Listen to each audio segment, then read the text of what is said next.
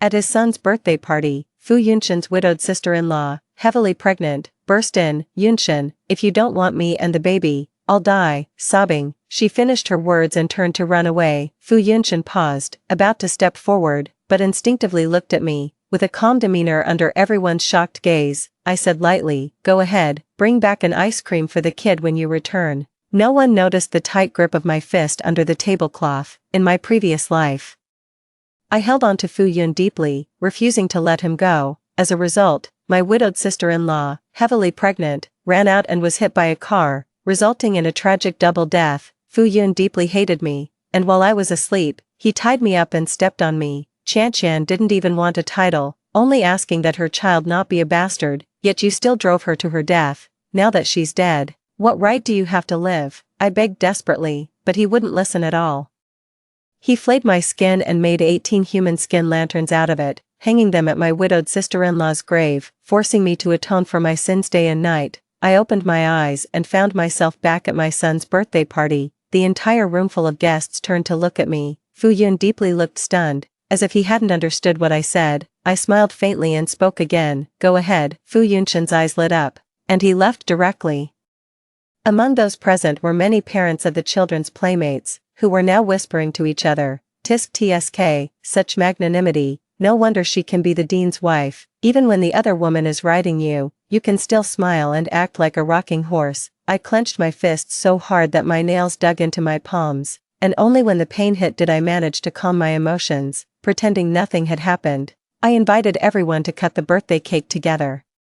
But everyone exchanged glances, found a random excuse, grabbed their kids, and left in a hurry. In an instant, the banquet was left with only my son and me. Surrounded by chaos, my son stood in front of the cake with a collapsed corner, clutching the transformer that Fu Yundeep had given him, and whispered, "Will Daddy come back?" I crouched down, hugging my son tightly, and tears burst out. "Mom is here. Mom will always be here." In his previous life, Fu Yun deeply loved his widowed sister-in-law.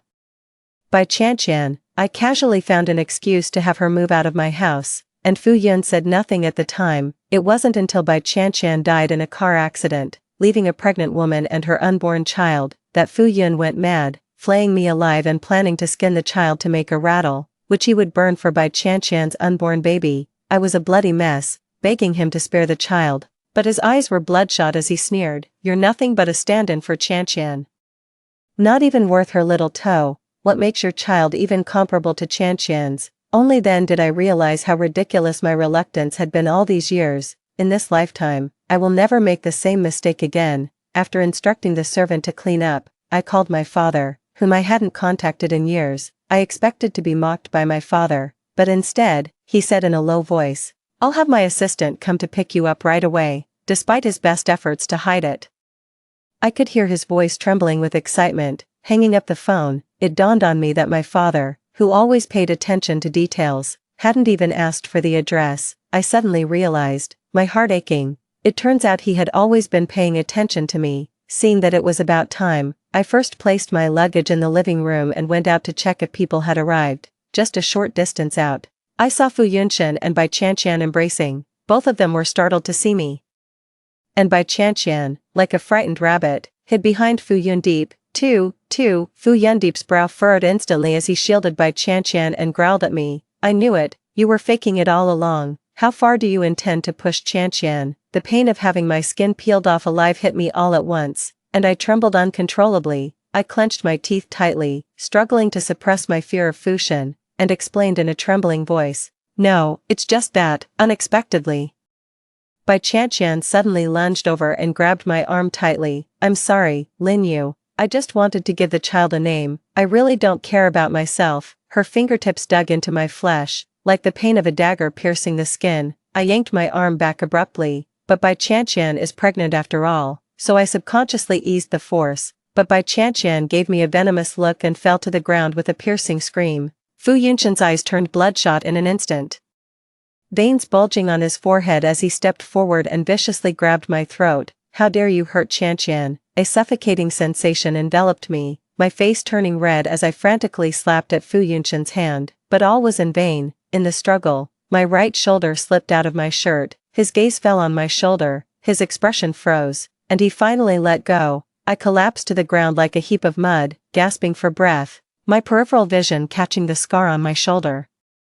Back then, he was still a surgeon, and someone came to cause trouble at the hospital. In the chaos, I was stabbed trying to save him, the wound deep enough to see the bone. He held me and wept bitterly, as if he were the one who was hurt. I couldn't help but smile wryly. In my previous life, when he flayed my skin, he merely said coldly as he reached my right shoulder, "This scar makes it impossible to make a lantern," and now, Fu Yun deeply glared down at me with a fierce expression. "If you dare hurt Chan Chan again, don't blame me for disregarding our years of affection." With that, he scooped Bai Chan Chan into his arms and strode away without looking back. Bai Chan Chan glanced back at me, a smug look on her face. I returned home in disarray, tidying up. Within moments, my father's personal assistant arrived. As I was about to leave with the sleeping child in my arms, Fu Yunshan called, "Sign the divorce agreement in the study. The child I have with Chan Chan can't be a bastard." "If you don't sign, I'll sign," I interrupted him. How could I possibly refuse something I've been longing for? He paused, his tone softening considerably. "Don't worry, I know you have nowhere to go. I won't abandon you and your child. You can still stay here, and I'll come by once a week." Just as I was about to hang up, I heard Bai Chan Chan's delicate voice call out Yunshan's name, and Fu Yunshan hung up first. I went straight to the study, saw the divorce agreement on the desk, and signed it without hesitation. As I returned home, my father's eyes betrayed his joy, though he simply said, "Your room has always been kept ready," yet the room's furnishings remained unchanged for 10 years, as if I had just stepped out for a moment. I was instantly overwhelmed with tears. My father was a top-tier billionaire and rarely came home. My mother suffered from severe depression and became a vegetable after a failed suicide attempt. I called my father, and he coldly replied, "I see." I hated his coldness, left home with my mother, and completely cut off contact with him. I didn't even notify him about my wedding. Fu Yunshan still doesn't know who my father is. When my son woke up, I patiently explained the situation to him. I thought he would cry and make a fuss, but to my surprise, he hugged me and said, "Mom, I'll go wherever you go. I want you to smile every day and stop crying under the blanket." I couldn't help but tear up. 3. After all, my son is still a child, and it's natural for him to feel a bit sad leaving his familiar home. To cheer up my son, the next day I took him to the amusement park he had been looking forward to for so long. To my utter surprise, as soon as we entered the amusement park, I looked up and saw Fu Yun and Bai Chan Chan taking wedding photos on the carousel. "Dad," my son's eyes lit up when he saw Fu Yun, and he ran over eagerly. My heart skipped a beat, and I quickly followed. The son hugged Fu Yunshan's leg tightly, his face full of joy. "So Dad was waiting for us here." Fu Yunshan instinctively pushed his son away and looked nervously at Bai Chan Chan. Bai Chan Chan bit her lip tightly, tears falling onto her pure white wedding dress, looking utterly vulnerable. Fu Yunshan erupted in anger, shouting furiously at me as I approached. "No wonder you agreed so readily last night. You had already planned it all along, to bring your son here and chase after me. You really are despicable." The son was pushed aside, standing there helplessly, looking at Fu Yun deeply, wanting to cry but not daring to, tears welling up in his eyes. He kept apologizing. "Dad, I'm sorry. Dad, I'm sorry." My heart ached instantly. In a previous life, Fu Yun's older brother died in a car accident, and Bai Chan Chan, who was traumatized, lost her memory, always mistaking Fu Yun for his brother. Fu Yunshan carefully took her in and took good care of her at home. Her son was playing with toy cars at home when she let out a piercing scream, saying she remembered the car accident every time she saw a car. Fu Yunshan turned around and threw all his son's toy cars away. However, she felt no discomfort when Fu Yunshan drove her around on regular days. When her son's painting was covered in red, she burst into tears, saying it looked like blood. Fu Yunshan threw away her son's paintbrushes and forbade him from painting. Seeing his belongings dwindle, the son began to fear that Fu Yunshan would throw him away too. I comforted him, "Dad won't hurt you," until Fu Yunshan ruthlessly turned his son into a human skin rattle. Only then did I realize how much I had underestimated his devotion to Bai Chan Chan. "I just brought my son here to play. I didn't know you were here." I stepped forward to shield my son, my gaze falling on their wedding gowns, and I instinctively fell silent. It couldn't have been a spur-of-the-moment decision to take wedding photos. They had planned it all along. "Stop playing these backward-looking tricks. There aren't that many coincidences in the world. I've already agreed to visit you once a week in the future. What more do you want?" Fu Yunshan chuckled. looking as if he had long seen through me. Bai Qianqian struggled to get off the carousel, stumbled over to Fu Yunshan, grabbed the corner of his shirt, and wept like a pear tree in full bloom. Yunshan, don't be angry about my affairs, we don't have to take these wedding photos. After saying that, she crouched down again and told her son, Xiaojie, Daddy will be with you soon. She leaned in and whispered something to her son, who suddenly pushed Bai Qianqian to the ground and cried out loudly, you're a bad person, kill the bad person. Bai Qianqian fell to the ground, clutching her stomach tightly, groaning in pain, her gaze at me as venomous as poison. Seeing this, people around gradually gathered, even a pregnant woman. Are you even human? You're worse than an animal. Scum, your mother should have flushed you down the toilet back then. There are bratty kids because there are bratty parents, they all deserve to die. Fu Yunshan was completely enraged, pushing me away with one hand and grabbing his son by the collar. Lifting him up and heading towards the central musical fountain, the son was so terrified that he cried and screamed, Mommy, save me, Mommy, save me. I slammed into the railing beside me, my arm scraping against a wire and leaving a large, bloody gash. At that moment, I felt no pain at all, and I lunged forward frantically to save my son, but Fu Yunshan was too strong, and I couldn't save him. I had no choice but to kneel on the ground, clutching his trouser leg and begging, Yunshan. He's your son, please, don't hurt him, we'll leave, we'll go far away right now. I only beg that he can spare my son. Considering Bai Qianqian wasn't too badly hurt, Fu Yunshan ignored my pleas and lifted my son high above the fountain, coldly saying, Jiang Linyue, if you can't discipline your son, I have plenty of ways to help you with that. With that, he suddenly slammed him down forcefully, plop. The son was brutally thrown into the pool, where the broken mosaic at the bottom cut his skin, instantly turning the water red. Cheers erupted around the scene, satisfying. Bratty kids deserve to be taught a lesson, it's so satisfying. It even cleared my ducts, so refreshing. Fu Yunshan helped Bai Qianqian, gracefully leaving amidst cheers. I rescued the child and hurried to the hospital. My son's right leg was fractured, and he was covered in injuries. He bit his lip and didn't cry, only speaking after his wounds were treated. Mom, I don't think I'm wrong. Aunt Bai said that as long as it's something I love, she'll make Dad throw it away. Now, the thing I love most is you, and she wants Dad to kill you.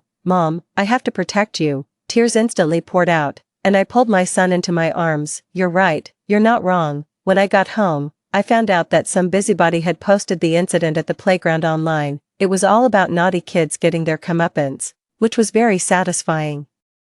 Some even started digging into the son's personal information. Fortunately, the father quickly handled it, and it didn't cause any further trouble. I felt a wave of fear. In the following days, while taking care of my son, I started to get busy. This was because my father was hosting a banquet to formally introduce me to everyone. The banquet was held on the private yacht my father had gifted me. On the day of the banquet, after settling my son, I walked onto the deck in my $1 million couture, only to see Bai Qianqian frowning at me. Today, with a full house of guests, I didn't want to deal with her and turned to leave, but I didn't expect her to chase after me, dropping her usual fragility and revealing her true self.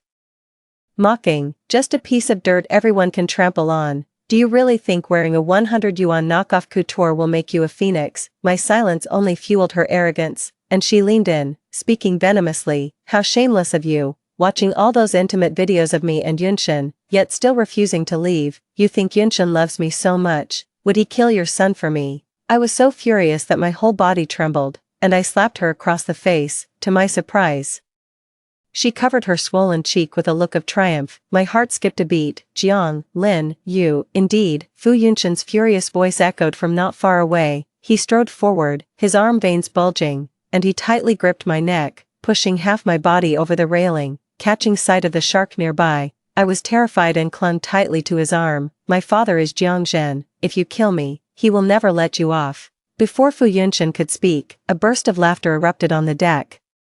A gold digger trying to hook a rich guy, yet pretending to be a wealthy young lady. Don't you know whose territory this is today? This is the Jiang family. Chairman Jiang is notoriously eccentric. Impersonating the Jiang family's daughter will get you thrown into the sea. Everyone knows Chairman Jiang is a doting father. Someone once said something harsh to his daughter and was beaten so badly they couldn't get out of bed for half a month. For someone like you, Impersonating his daughter and ruining her party, you might not even get a proper burial. Fu Yunshan snorted coldly. Do you think I'm a fool? After all these years, do you think I wouldn't know? With that, he pushed me away forcefully. I widened my eyes, desperately gripping his arm, feeling utter despair. What are you doing? A thunderous voice rang out. 5. Everyone jolted and turned toward their father in unison. The latter looked at everyone with an air of authority without any need for anger. The head of the Jiang family has always had a bad temper, which is common knowledge. They absolutely dare not upset him at this critical moment. Just as I was about to speak, Bai Qianqian gave a subtle signal to the burly man beside her. A pair of strong hands clamped over my mouth, and I was silently pushed into a blind spot next to me, although Fu Yunshan felt it was inappropriate. He decided it was better to avoid unnecessary trouble and did not intervene. What are you doing? The father spoke again, asking. Bai Qianqian smiled, with a hint of flattery, and said to her father, Hello, Uncle Jiang, nothing much, we just got a bit bored inside and came out here to get some fresh air. The father frowned slightly, staring at their faces and asked, Have you seen my daughter? She's wearing a purple dress. Bai Qianqian and Fu Yunshan exchanged a glance, both seeing the shock in each other's eyes. I'm here. My mouth was tightly covered, and I couldn't speak. Father scanned the room, frowned, and took out his phone to call me. A familiar ringtone echoed by the railing. Father's anger flared instantly, and he strode over, picking up the phone from the ground. He roared furiously at Fu Yunshan and Bai Qianqian. Where is the owner of this phone? The father glared at the two, got no response, and walked over directly. The person who had been holding me down suddenly lost his nerve and ran off in another direction. At this point, my father finally saw the disheveled me. My heart finally settled, and I blacked out completely. Fu Yunshan looked at his furious father, still trying to justify himself. Jiang Linyue was in the wrong first, but his father wouldn't tolerate any defense for me, narrowing his eyes and staring intently at him. At that moment, a crowd gathered, and Bai Qianqian's father, Dean Bai, rushed over and slapped her hard across the face. She was stunned, clutching her swollen cheek in disbelief, staring at her father. From childhood to adulthood, her father had never laid a hand on her. Never in her wildest dreams did she expect him to slap her in front of everyone. Dad, she cried out in grievance, tears streaming down her face. Unexpectedly, the Baidin glared at her and angrily interrupted, Shut up. The Baidin ignored Fu Yunshan completely and turned to my father, saying, Chairman Jiang, my daughter has recently lost her husband and is not in a good mental state. Please allow me to take her home first. Fu Yunshan clenched his fists tightly, watching helplessly as Bai Qianqian was taken away. At that moment, he felt a chill in his heart. He turned his head and only then noticed that my father was squinting at him. Fu Yunshan's heart skipped a beat. He had never imagined that I was the daughter of the Jiang family. The Jiang family is the top tycoon in the Beijing circle. Even the Bai family's hospital relies on Jiang family investments. No wonder the Bai hospital director is eager to distance himself. Didn't they say the Jiang family's daughter just returned from studying abroad? How did it turn into Jiang Linyue? Fu Yunshan was troubled by my father's gaze. A chill ran straight from his heels to the back of his head, making his scalp tingle. Luckily, his father said nothing, just saw his one eye. Deeply fainted. I turned to leave, when Fu Yun deep hesitant to follow up. A handsome man came along. Man walked over and whispered, You have a good check how your brother died. Suddenly, it was as if something exploded in Fu Yunshan's mind. He grabbed the man's collar tightly and roared, What exactly do you mean by that? The man showed no fear, his lips curling into a smile, but his eyes were as cold as ice. Go find out for yourself. Once you do, you'll understand what I mean. Fu Yunshan no longer lingered and turned to leave. He still couldn't resist and had someone investigate the cause of his brother's death. However, to his surprise, his brother did not die in a car accident. He clenched his phone tightly, staring at the information sent by the other party, his eyes reddening. He and his brother were twins, but their personalities were worlds apart. From a young age, his brother was very obedient, while he was quite mischievous. Nonetheless, this did not affect their close bond. His brother's last words were to take care of his sister-in-law and parents. If the information he has now is real, he can't even imagine the extent of the suffering his brother endured before his death. He returned to his parents' home like a zombie. To his surprise, Bai Qianqian was also there, sitting on the living room sofa, not knowing what they were talking about. Bai Qianqian kept wiping away tears and sobbing quietly. As he appeared, They stopped their conversation abruptly and all turned to look at him. Fu Yunqing felt an eerie sensation welling up inside him, yet, he suddenly lost the desire to confront them. What's the point? My brother will never come back. His heart ached as if it were being stabbed, pain so intense it felt like he was dying. With a stern face, he slammed the documents onto the table and turned to leave. Bai Qianqian, stunned, picked up the documents he had dropped, her eyes widening and her body trembling uncontrollably. She tossed the documents aside and ran out the door as fast as she could. Fu Yunqian, in a daze, somehow found himself back at the place where we once lived together. The furnishings inside were exactly the same as before, as if nothing had changed, except that everywhere was covered in a layer of dust. His heart felt as if it had been ripped out, leaving him breathless with pain. He sat blankly at his desk, only to discover a diary I had written in the drawer. Acting on impulse, he opened the diary and carefully read through each page. May 20th, Bai Qianqian sent me another video. Yunqian looks so gentle in it. He used to treat me like that at the beginning of our relationship, but when did everything change? On May 30th, Bai Qianqian sent me a photo of Yunqian sleeping in bed. I knew she was trying to tell me that Yunqian was hers, but I couldn't accept it. I can't live without him, I can't bear to let go. My diary pages flipped through his hands, and as he read, tears dripped onto the paper, until he turned to a page. His eyes suddenly widened, his hands tightly gripping the diary, his lips trembling uncontrollably. On July 20th, Bai Qianqian gloated as she told me how Yunqian pushed her down and passionately loved her, even sending me photos of them naked in bed. The last word was brutally stabbed into the paper, leaving a hole. There were no more diary entries after that. Bai Qianqian had always been pretending to have lost her memory. I knew all these things, yet I pretended not to, tolerating everything about him, but he kept hurting me over and over again. At this thought, he wished he could slap himself. Holding this diary, a glimmer of hope arose within him. Maybe he still has a chance to ask for my forgiveness. I love him so much that I would definitely forgive him. Realizing this, he felt much better. Yunqian. In his hazy state, he thought he heard my voice, and he looked up suddenly, his face full of joy. Bai Qianqian stood timidly not far away, avoiding his gaze, and she tried to approach him. Fu Yunqian looked at her, and she had always been this way, endearing and lovable, but he had never imagined that beneath her delicate exterior lay a heart as venomous as a viper's. 7. He looked at her coldly, his eyes showing no emotion. Bai Qianqian was crying like a pear tree in the rain. Yunqian. Don't misunderstand, the car accident was really just an accident. Yunchuo. Fu Yunqian felt a sharp pain in his heart and an inexplicable anger flared up. He lunged forward, gripping Bai Qianqian's neck tightly, his veins bulging as he glared, wanting nothing more than to tear her apart. You're not worthy to mention that name. Why did you kill him? He never expected that his brother was actually killed by Bai Qianqian, just as Bai Qianqian was about to be strangled. He finally regained his senses and let go. Bai Qianqian burst into tears. Yunqian, I had no choice. I loved the wrong person. The one I loved from the beginning was you. Fu Yunqian widened his eyes, staring at her in disbelief. It turned out that Bai Qianqian had fallen for Fu Yunqian at first sight during college. Little did she know that by a twist of fate, she met Fu Yunqie, mistaking him for the wrong person. After marrying Fu Yunqie, she realized her mistake upon seeing Fu Yunqian again.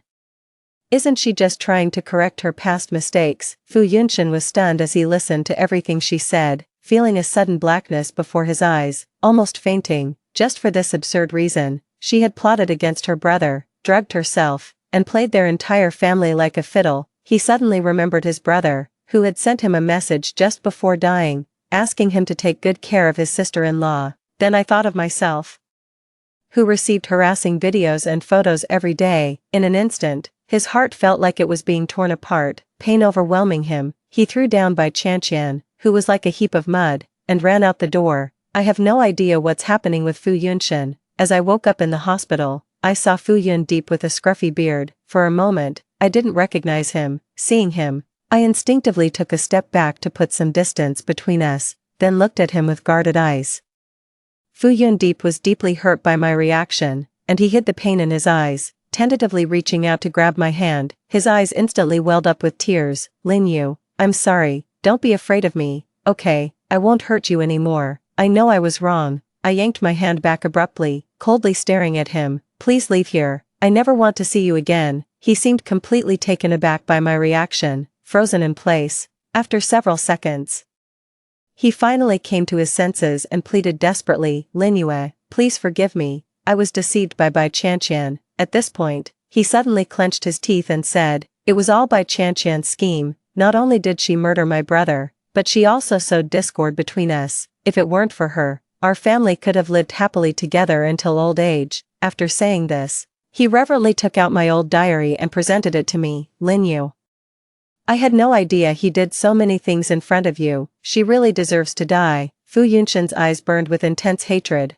I took the diary and casually tossed it into the trash can beside me. "Thank you for bringing over the trash I hadn't dealt with. Now, you can leave." Fu Yunshan stared at me wide-eyed, unwilling to give up, and rushed over to retrieve the diary from the trash can, but I stopped him, saying, "Trash picked up from the garbage is still trash, you." Fu Yunshan was deeply hurt and couldn't think of a retort, his face filled with sorrow. "Do you really have to be so ruthless?" Seeing him act so affectionately, I felt disgusted. Bai Qianqian may deserve to die, but what about you? Do you think you can just wash your hands of your own problems? Did she force you to hurt me over and over again? Fu Yunshan, none of it. It's all you. These were all your choices. It was never me who was heartless, it was you. My words struck his heart like a sledgehammer, crushing it to pieces. Eight. He stood up, retrieved the diary from the trash, and clutched it tightly in his hand. "Lin Yue, no matter how much you hate me, I will still go for the compatibility test, hoping to donate my heart to you." With that, he turned and left. I watched his retreating figure, completely baffled. It wasn't until I saw Lu Yanji return from abroad that it all clicked. "What exactly did you tell him?" "He said he wants to donate his heart to me. I'm just physically weak. Besides, I've been emotionally unstable lately, which led to physical exhaustion and fainting." "What does that have to do with a heart surgery?" Lu Yanji, however, shrugged indifferently. "This idiot. I just casually told him that you have a heart problem and need surgery but can't find a suitable heart. And he immediately said he would go for a compatibility test." "Don't look at me like that. I just wanted to see if his heart is black or red." How could someone be so despicable? He should be grateful it's a society governed by the rule of law. Otherwise, humph. I couldn't help but laugh at his words, and the gloom of this period was swept away. My heart felt like it had collapsed in one corner, instantly melting into a puddle. As the youngest son of the Lu group, Lu Yanji was spoiled rotten since childhood, unruly and wild, yet he always indulged me completely. I was tired of this arranged marriage feeling, never truly understanding him. It seems I've been neglecting him all along. Since that day, I haven't seen Fu Yun Deep again. It's said that after discovering the truth about his brother's death, he became disoriented and could no longer perform surgery. The once renowned surgeon had mysteriously vanished, yet, I heard quite a few insider stories. My father plans to withdraw all his investments from the hospital. To please this financial backer, the hospital quickly removed Fu Yunshan from his position as president. Bai Qianqian was taken away by the police and detained on suspicion of murder. Everything had been peaceful during this period. To my surprise, I was attacked as soon as I stepped out of my house, and everything went black as I fainted. When I opened my eyes again, I found myself on the rooftop of a hospital. With Fu Yun Deep by my side, he gazed at me affectionately, but a chill ran through my heart. There was an unmistakable madness in his eyes. "Lin Yu, you're awake. Do you remember this place?" His eyes locked onto me without blinking. Of course I remember. On this rooftop, I kept teetering on the brink of death, and Fu Yun deeply pulled me back time and time again. That once deeply cherished love is now as insignificant as a chicken bone. It's tasteless to keep, yet a pity to discard. I tightly pressed my lips together, sweating profusely, and nodded slightly. I dare not speak carelessly, nor can I ignore her, for fear that any inadvertent remark might provoke him, leading to irreversible and terrible consequences. He probably still noticed the fear in my eyes, his expression one of deep sorrow. "Lin Yu, I have been reborn. I remember everything I did in my previous life. I'm sorry, I really." With that, he covered his face with his hands and wept bitterly, but soon his expression returned to normal, and he turned to pull out a black bag. Watching the object in the bag struggle incessantly, I realized it was alive, and a chill ran down my spine. But I never expected that inside was Bai Qianqian. Her mouth was taped shut, unable to speak, only able to emit broken, muffled sounds. Fu Yunshan leaned in close to me. "Lin Yue, I will kill everyone who has hurt you." With that, He walked over and tore the tape off Bai Chanchan's mouth. Bai Chanchan suddenly burst into a tirade. You coward, you're the one who cheated, yet you blame me for it. It was me who drugged you, but it was just a little something to spice things up. If you weren't interested in me, you could have just walked away. Bai Chanchan's words completely enraged him. Fu Yunshan, like a madman, grabbed the iron rod beside him and started beating her mercilessly. In just a few moments, Bai Chanchan fell silent. Fu Yunshan, still not satisfied, picked up Bai Chanchan's lifeless body and threw it downstairs. I watched him in terror, biting my lip to stifle any sound. He looked at me, covered in blood, his eyes filled with sorrow, a faint smile on his lips, yet tears streaming down his cheeks. Lin Yu, I'm leaving now, thank you for coming to see me off. With no more regrets, he leaped down. It was Lu Yanji who found me on the rooftop. The moment he saw me, he pulled me into a tight embrace. Only then did I realize that every time I wandered on the rooftop, he had been watching me from a distance. Even without Fu Yundeep, Lu Yanji would have saved me from the clutches of death. Turns out, someone has always loved me. Story 2, my boyfriend left me to die in the fire to save his moonlight girl. After being consumed by the fire, I was reborn back to the day he proposed to me. In the clamor of the crowd, I rejected him. I walked towards the lonely young man in the crowd. He tightly held my hand, his voice trembling. Didn't you say you would marry me when we grew up? 1. Say yes to him, say yes to him. When I opened my eyes, Jiang Beiyan holding a big bouquet of roses, smiling at me, my mind was filled with the memory of being burned alive. I saw Jiang Beiyan firmly taking his moonlight girl, Senji, in his arms. He left without looking back, not even giving me a glance. In despair, I prayed to heaven, if I were given another chance, I would definitely not choose him. I would even try to stay as far away from him as possible. Suddenly, a voice said, "Are you sure?" I was absolutely certain. Yes, I didn't expect that. I really went back to the day when Jiang Beiyan proposed to me. 2. Myself and Jiang Beiyan have been childhood friends since we were young, and I liked him, which everyone knew. At the beginning of the 3rd year of high school, he proposed to me after evening class. That day, I thought we were finally in love and had broken through that barrier. Later, I found out that his proposal was just a way for him to vent his anger towards Senji. Even after entering university, and even after graduating from university, he still kept tangle with Senji. In every choice between two options, I was always the one who was abandoned. I finally realized, filed for divorce, but ended up encountering Senji coming to provoke me. Until the fire happened, I didn't wait for the rescue, but instead saw Jiang Beiyan holding Senji and walking away without looking back. At that moment, my heart completely died.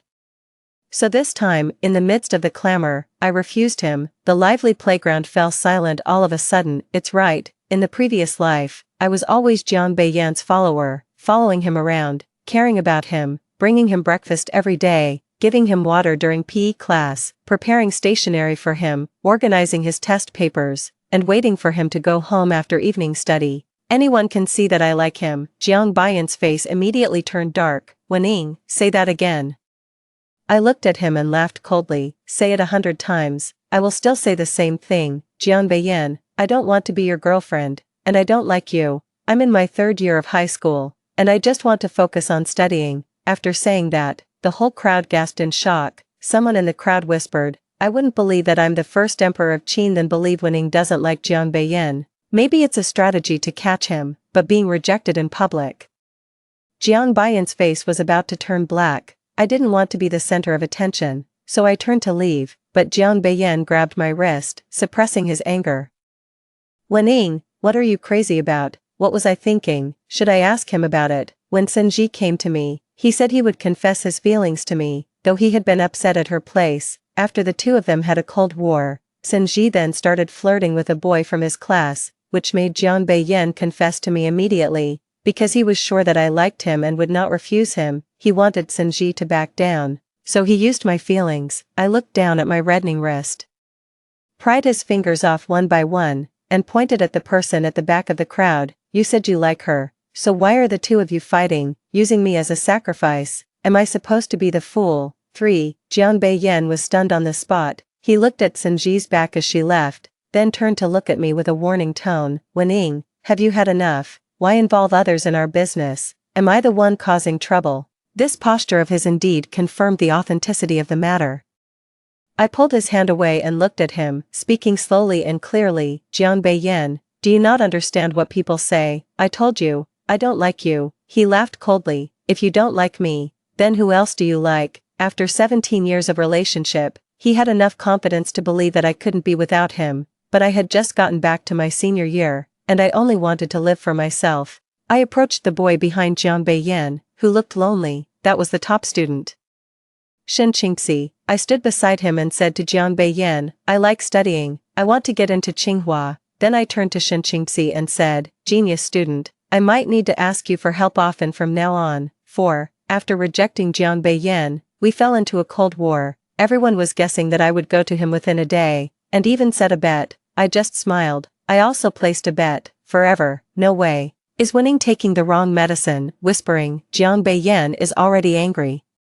Wen Ying didn't bring him breakfast, and he's already thrown several tantrums during the morning study session. This has nothing to do with me. I just want to study now. I only hope he doesn't come to bother me again. Actually, my grades were good in high school, but after I was with Jian Beiyan in senior year, I eventually followed his idea and stayed to study here. Later, I found out that it was because Tsinji was also here. He did it on purpose. When I opened my backpack, I realized that there was a complete set of stationery I had prepared for Jian Beiyan inside. When I took it out, I heard Jian Beiyan's deskmate say, I told you so, she won't last an afternoon. Jian Beiyan looked proud and seemed to be waiting for me to personally present it to him. I just took everything out. I turned around and gave it to my deskmate Shen Qingxi. Scholar, I'm bribing you in advance. There will be a lot of things I need to ask you later. Actually, in the previous life, my interactions with Shen Qingxi weren't very much. He seemed to always be studying. I occasionally asked him some questions. However, since I was sure I could easily get into a local school, I didn't try hard afterwards,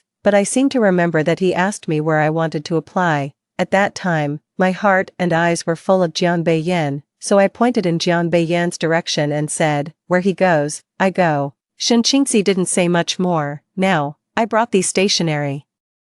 And he looked at me. His cold eyes carried some curiosity. I smiled confidently. It's impolite. If you don't like it, I'll throw it away. Upon hearing the word throw away, Jian Beiyan's face turned very grim. He even kicked the front leg of the desk heavily, but to my surprise, Shen Qingxi said thank you and took it. 5. After deciding to study hard and stay away from the two of them, I realized my level was still far from the target university.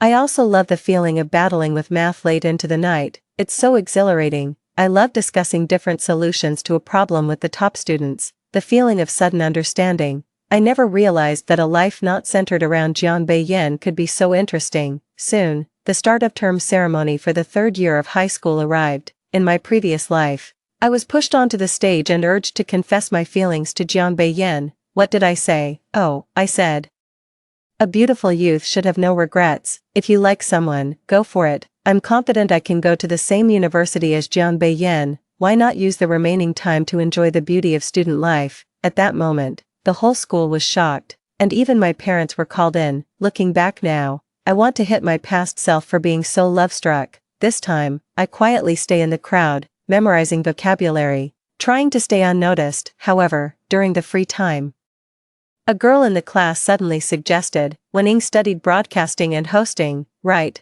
Why don't you represent the class and say a few words? Some people followed and echoed, haha, make her go up and confess to Jian Beiyan in front of everyone. Embarrassing. Didn't she refuse Jian Beiyan before? Now is she trying to seek reconciliation and express her feelings again? I guess she's too scared. Haha, yes. She's definitely too scared. So annoying. Still betting on herself without seeking reconciliation, yet she's still a dogged follower. I took a deep breath. The inevitable thing had finally come. They all wanted to see me fail, but I understand, because before I was always chasing Jian Beiyan. For 17 years, I've been a sycophant. Even Jian Beiyan thinks I'm just acting out of temper this time, but only I know how hard this rebirth has been. I turned my head and looked at Jian Beiyan, who was not far behind me. Our eyes met. He was wearing his school uniform, looking confident and slightly raising his head, as if also waiting for me to approach him in front of everyone to confess my feelings, to make up for the embarrassment of a few days ago when I refused him. Out of the corner of my eye, I seemed to also see Shen Qingxi's gaze. For some reason, I suddenly felt a bit guilty, encouraged by the teacher. I still stood up and walked step by step towards the podium. Behind me, there were hushed whispers. If Wening doesn't confess to Jiang Beiyan today, I'll look down on her. It's really my Jiang brother. Women can't be spoiled. Looking at the crowd below the stage, I adjusted the microphone and spoke confidently and gracefully. Respected teachers, dear classmates, good morning. I am Wening from Class 1, Grade 3, the fragrance of osmanthus in September, at the beginning of the third year of high school, carrying the hopes of teachers and mentors, bearing my own dreams. Facing the light of the college entrance examination, I solemnly swear, the sword's sharpness comes from grinding, the plum blossom's fragrance comes from the cold, 9 years of study to sharpen a sword, waiting for the day to challenge for the top. I will spare no effort, and not waste my youth. I hope all of you will persevere and strive for 1 year, letting your ideals set sail. What greeted me was the applause of the entire audience. In my previous life, after I said those confessions, I heard whistles, laughter, and groans. I finally changed the course of events, but I didn't expect that after the meeting, Jiang Beiyan blocked me. Wening, let's talk. 6. There's nothing to talk about between us. I didn't even give him a single extra glance. I walked straight towards the classroom. Jiang Beiyan caught up with me and grabbed my arm, pulling me to the side of the playground despite my resistance. What's wrong with you? He furrowed his brow and questioned me. I wasn't going to back down either. I shook off his hand and said, how many times do I have to tell you? I just want to study. After saying that, I wanted to leave. He raised his big hand and blocked me, his eyes full of disbelief. You study, but why don't you bring me breakfast? Why did you give me something to someone else? Why don't you wait for me to go home together at night? Why refuse? He didn't finish his last sentence. I finished it for him. Why can't I refuse you? Are you a Chinese yuan? He was so angry he clenched his molars hard to keep his composure. Yes, before, it was always him who rejected me. He was always in a superior position, only thinking about his own feelings. He enjoyed the favor I gave him, yet gave all his love to someone else, and for me, he just needed to give me a little sweet date, and I would be more than happy. I was really foolish before. I was so foolish that it seemed like all the men in the world had died except for him. After a moment of silence, Jiang Beiyan finally said, Wening, you weren't like this before. I looked up at him and said, Jiang Beiyan, I was blind before to like you. You can go with your Tsinji and be together. Don't buzz around me like a fly anymore. After saying that, I left. Behind me, Jiang Beiyan growled, okay, Wening, don't regret it. 7. After the incident on the playground, every morning, Tsinji would go up 3 floors to bring Jiang Beiyan breakfast. She would also prepare drinks for him during the break for the morning exercises. Even during the PE class that both of our classes had together, she would wipe the sweat off him and give him water while he was playing basketball. For a time, everyone was talking about the two of them being a couple, but Jianbei didn't deny it. But there were still people who came to ask me what I thought about it. I was struggling with the physics problem, and upon hearing it, I just said calmly, good, if you're locked in, don't come out to cause trouble anymore. I really couldn't figure it out, so I poked Shinqingzi with my pen, then I pushed the test paper over to him. I only wrote 1 step, I couldn't think of the rest.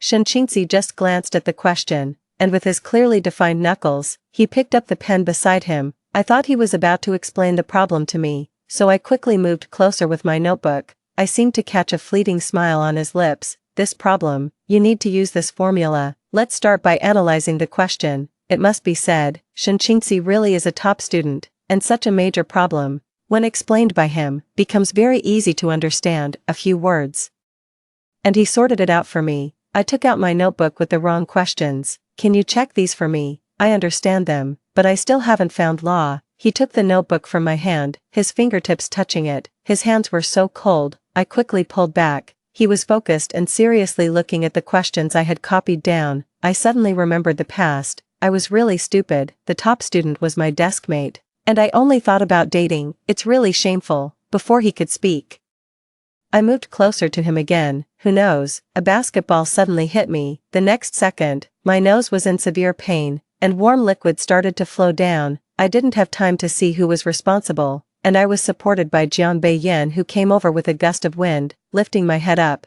he quickly pulled out a piece of paper from his bag and put it on my nose. His tone was full of unexpressed urgency. Does it hurt? Then he pulled me towards the bathroom. I just pulled away from his hand and coldly looked at him. Jiang Beiyan, are you sick? 8. I picked up the basketball by my feet and threw it at him forcefully. He didn't move, looking down at me, then at Shinchingzi next to me, and laughed coldly. Wening, is your affection so short-lived? Short-lived. I was about to laugh from anger. In my previous life, I spent more than 20 years revolving around him. When we got married, he cried and vowed to be with me for all eternity, never letting me suffer. I believed in him again and again, and tolerated him again and again. It's because my entire life has involved him. I once naively thought that growing old with him was such a romantic thing, but I overestimated him and underestimated my own feelings. My heart suddenly felt a bit swollen and aching, but I still faced his gaze. Jiang Beiyan, everyone knows you're dating Sun Ji. Why bring me into it? Am I just a part of your play? Her voice wasn't too loud, but everyone in the classroom could hear it. A few people in the crowd laughed quietly, but Jiang Beiyan became flustered and tried to reach for my hand to explain. I'm not dating her. I pulled away and turned my body. Oh, you're stringing someone else along again. You're really a scumbag. I didn't. She did it on her own. As soon as he finished speaking, there was a bang at the door. Sunji's eyes were red as she stood there with a drink she was going to give to Jiang Beiyan lying on the ground by her feet. She wiped her eyes and ran away. I saw Jiang Beiyan clench his hands into fists. The next moment, he ran out after her. 9. After I sat down, Shinchingzi took out a wet wipe from her bag and handed it to me. Do you want to go to the bathroom? I shook my head. No thanks. There were some bloodstains on my pants. They had already dried, appearing as small dark red spots. I took it, and carefully wiped it. But no matter how hard I tried, I couldn't get it off. It was strange. I didn't think about anything at all, but my eyes felt unbearably sore, so I quickly lowered my head. Every time before, I was always the one who was left behind, but even with a second chance, it's still painful. But I think this might just be a conditioned reflex from when I was in my early 20s, so I pinched my palm hard, and a strong pain came. I silently recited in my heart, 17-year-old Wening, this time you must win. The next moment, Shinchingzi's clear voice came. There are many ways to solve these problems. Do you want to hear them? I quickly wiped my face and looked up at him, grinning widely. Yes. That night during self-study class, Shinchingzi pushed his well-organized physics notes towards me. Maybe you can use them. I opened it, and there were his neat and elegant handwriting, summarizing each key point. In the previous life, he got into Tsinghua University. I heard that after graduation, he came back here. I don't know why. I wrote a note and passed it to him. Shinchingzi, do you think I can get into Tsinghua if I start working hard now? He unfolded the note, and the warm white light shone on his face, casting a delicate shadow of his eyelashes beneath his high nose bridge. He curled his lips and began to write. My heart was in my throat. I was afraid he would reply, "You're not even close," but when I unfolded the note, there was only one character on it, Ken. 10. Perhaps it was the strong desire of this life to change my fate, or maybe it was the affirmation from the top student. I ignited a fierce determination. I started organizing my class notes and reviewing the key points. Before, I relied on my little bit of smarts, and many questions were just half understood. Now, I started from the basics, chewing over the textbook knowledge again and again. Thanks to being seated next to Shinchingzi, I made full use of this top student resource, and even added his contact information at the same time, making it easier to consult difficult questions. His social media circle had few posts, but the only one that repeatedly appeared was a sunflower. Perhaps the sunflower had a special meaning for him. Like how Jiang Beiyan used to post some gardenias on his social media circle occasionally. Later, I understood, it was representing Sunji. I wonder, hasn't Sunji been bringing Jiang Beiyan breakfast lately? But surprisingly, there was a bottle of yogurt and bread on my desk. I asked Shinchingzi, is this yours? He shook his head. The girl behind me poked my back and whispered, I came early. It was Jiang Beiyan who delivered it. TSK. After the two of them had a cold war, they came to me for attention again. I didn't even turn to look at him. I went to the back of the class and threw the trash away. When I came back, Jiang Beiyan stretched out his foot to block me. His eyes filled with hidden anger. Wening, what do you mean by that? I don't understand what you're saying. He pointed at the trash. I bought the breakfast. Oh, that's the attitude you want from me. I laughed at him. Jiang Beiyan, have you been possessed? What attitude do I need for just a breakfast? Should I kneel down and bow to you? He was furious, his eyes almost bulging. Wening, Have you had enough fun? What do you want me to do to get your attention? I crossed my arms and glanced at him, returning his words from the previous life. Are you done yet? Can't you find something else to do? I'm busy. Then I stepped over his foot and went back to my seat. Jiang Beiyan spoke in a low voice. Okay, Wening, you're impressive. 11. I really am impressive. After the monthly exam results came out, I jumped from the middle of the class to the top 15. Of course, Shen Qingxi is even more impressive. He's firmly in first place, and he's even far ahead of the others. I looked at the ranking and secretly thought, I wish one day I could be behind him, so I studied even harder. I wished I could stretch a day into 2 days. I even regretted that I had wasted so much good time on Jiang Beiyan in the past 2 years. I really was crazy.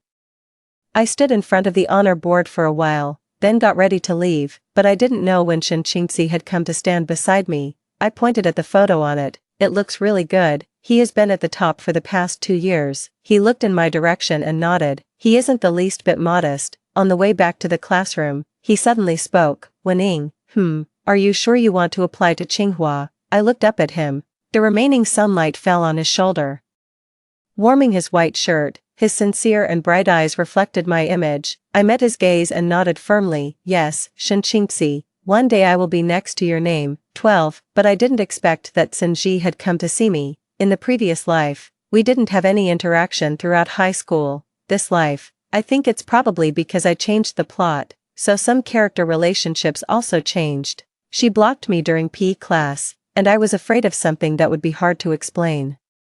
I turned on the phone's video recording function. She immediately wanted to slap me. I quickly blocked it. I pulled her hand away, and she looked at me angrily. Wening, are you really that despicable? Do you think these tricks will make Jiang Beiyan like you? I laughed. I think you have a completely underdeveloped brain, and an overdeveloped cerebellum. What do I need his affection for? How much is it worth? You like him. Go find him then.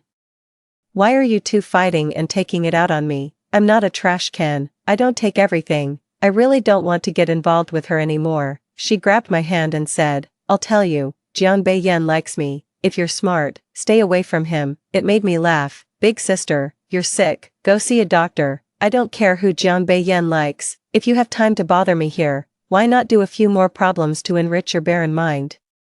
No wonder they say she and Jiang Beiyan are a pair. Both of them are people who don't understand common sense. For such people, I don't even want to say more words. As I was about to leave, Senji came after me and blocked my way again. A second later, a soccer ball flew towards us. Fortunately, she blocked my view, and the ball hit her directly. She fell to the ground, but because I was holding her, I also fell to the ground due to inertia. Jiang Beiyan ran over from the distance. What's going on? Senji held her forehead and looked at him with teary eyes. My head is so painful and dizzy. Am I concussed? Good grief. I really wonder if the head on her neck is just to make her look taller. It's hit on her body, and she still got a concussion. Medical students would want to take her for a specimen right here. I laughed coldly. She hugged Jiang Beiyan's leg. I just wanted to apologize to Wening, but she pushed me. I never thought of hurting her. I just wanted her not to ignore you. Please don't be angry with her. Okay, another one of these plot lines. I've seen this too many times in my previous life, and every time I argued, Jiang Beiyan would look at me coldly and tell me not to make trouble for no reason. This time I didn't say anything. I tried to get up on my hands, but Jiang Beiyan rushed to my side. He picked me up directly. Where did you get hurt? Let me see. This action shocked both Senji, who was lying on the ground, and me, who was in his arms.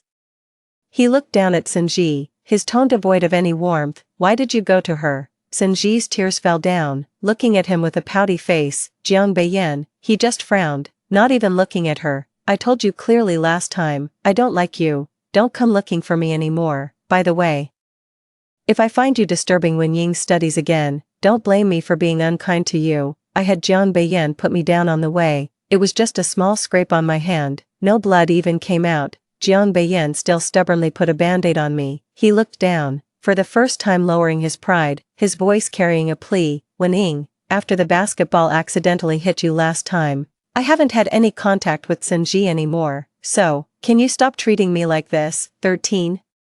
I always feel like I forgot something in the previous life in the fire scene, but I just can't remember what it was. Still, I don't want any connection with Jiang Beiyan. He brought breakfast, and I gave it to the fat guy ahead. he brought snacks, and I distributed them to everyone before self-study class. He prepared a gift for me, and I returned all of it. Our relationship seemed to have changed. And he started doing the things I used to do for him, but I still didn't talk to him, to be precise.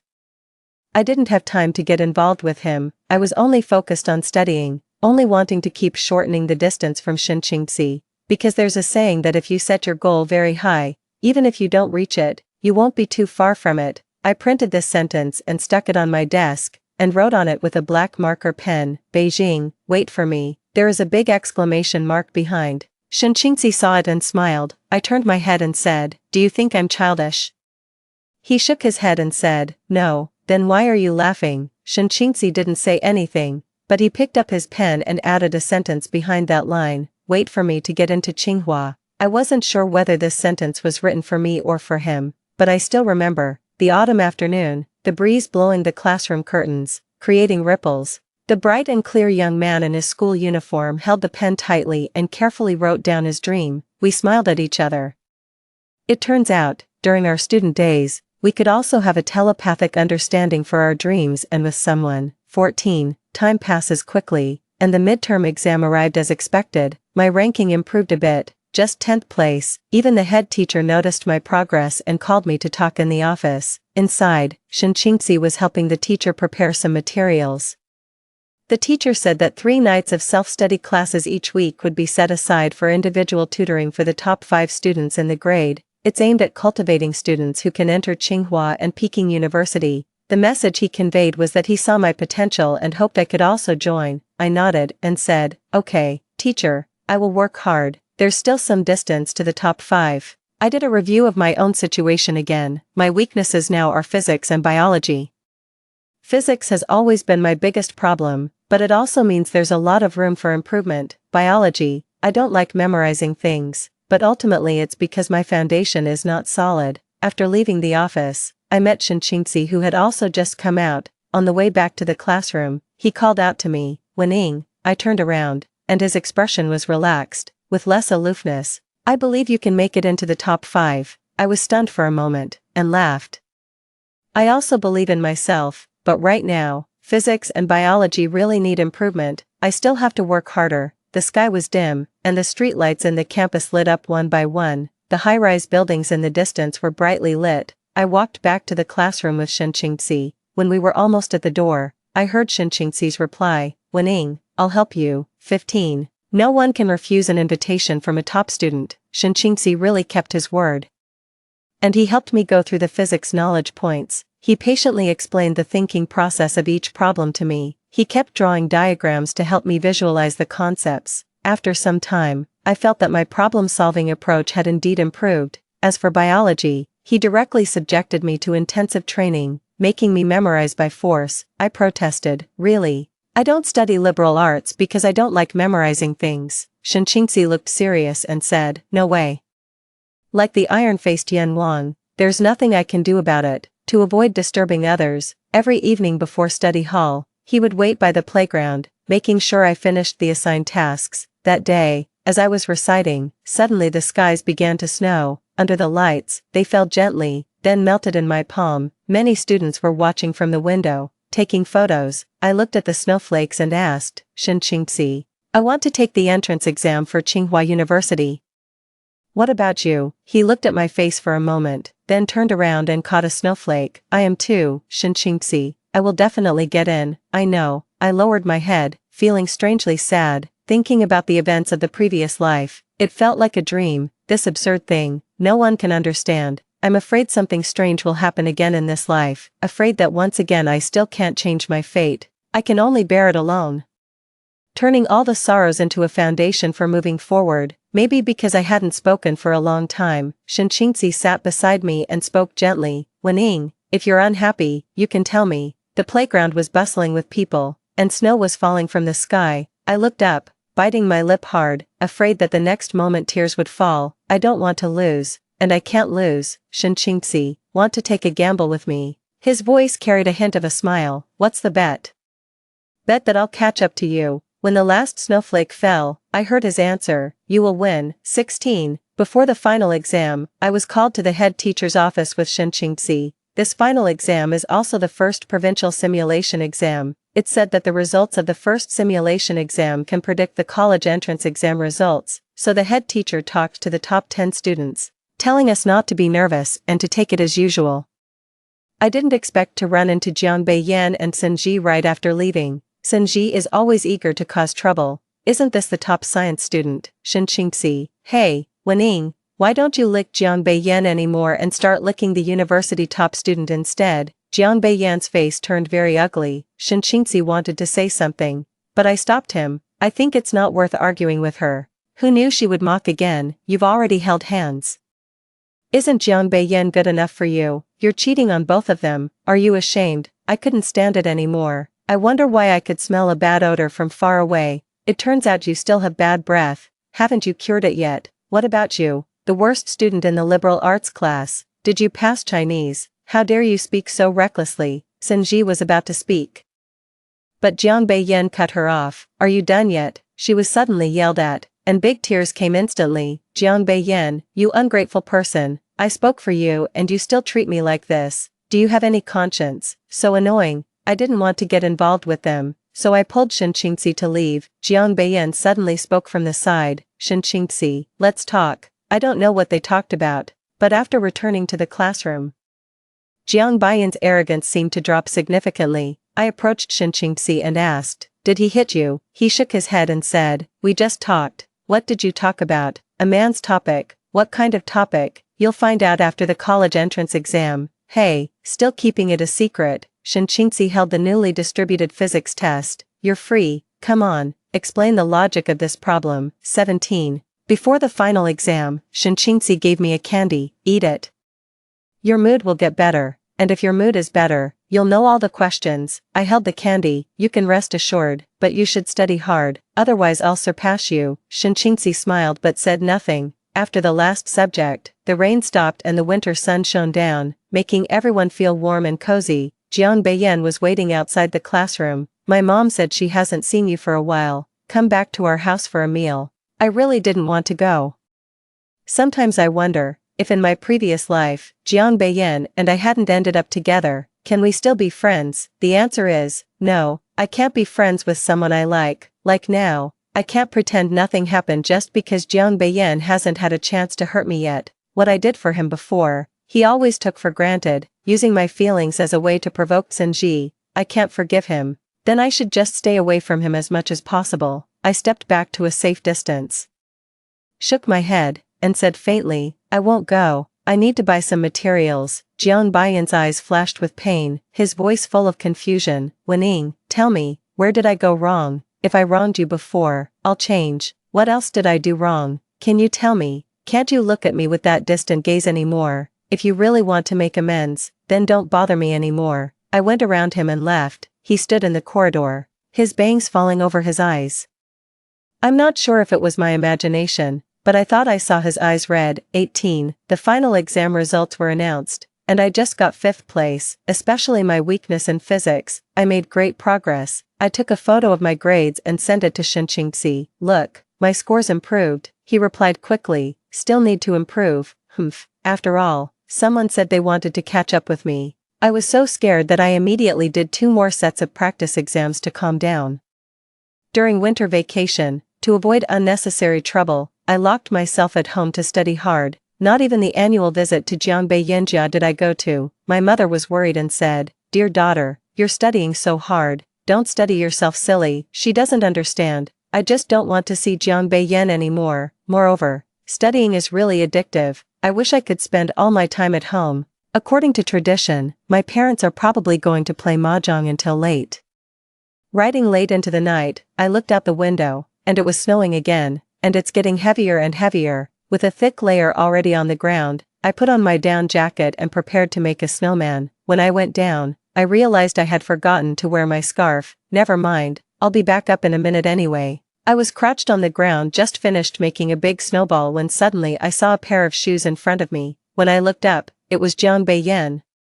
He was holding a thermos. I glanced at him and continued with my work. You didn't come. I was worried there would be no one to cook for you, so I brought you some food. I ignored him and continued making the second snowball. A cold wind blew into my nose, making me sneeze. The next second, Jian Beiyan pulled off his scarf to wrap it around me. I reached out and said, "No need." His hand stopped in midair, and after a while, he put it back down, as if nothing had happened, and crouched down.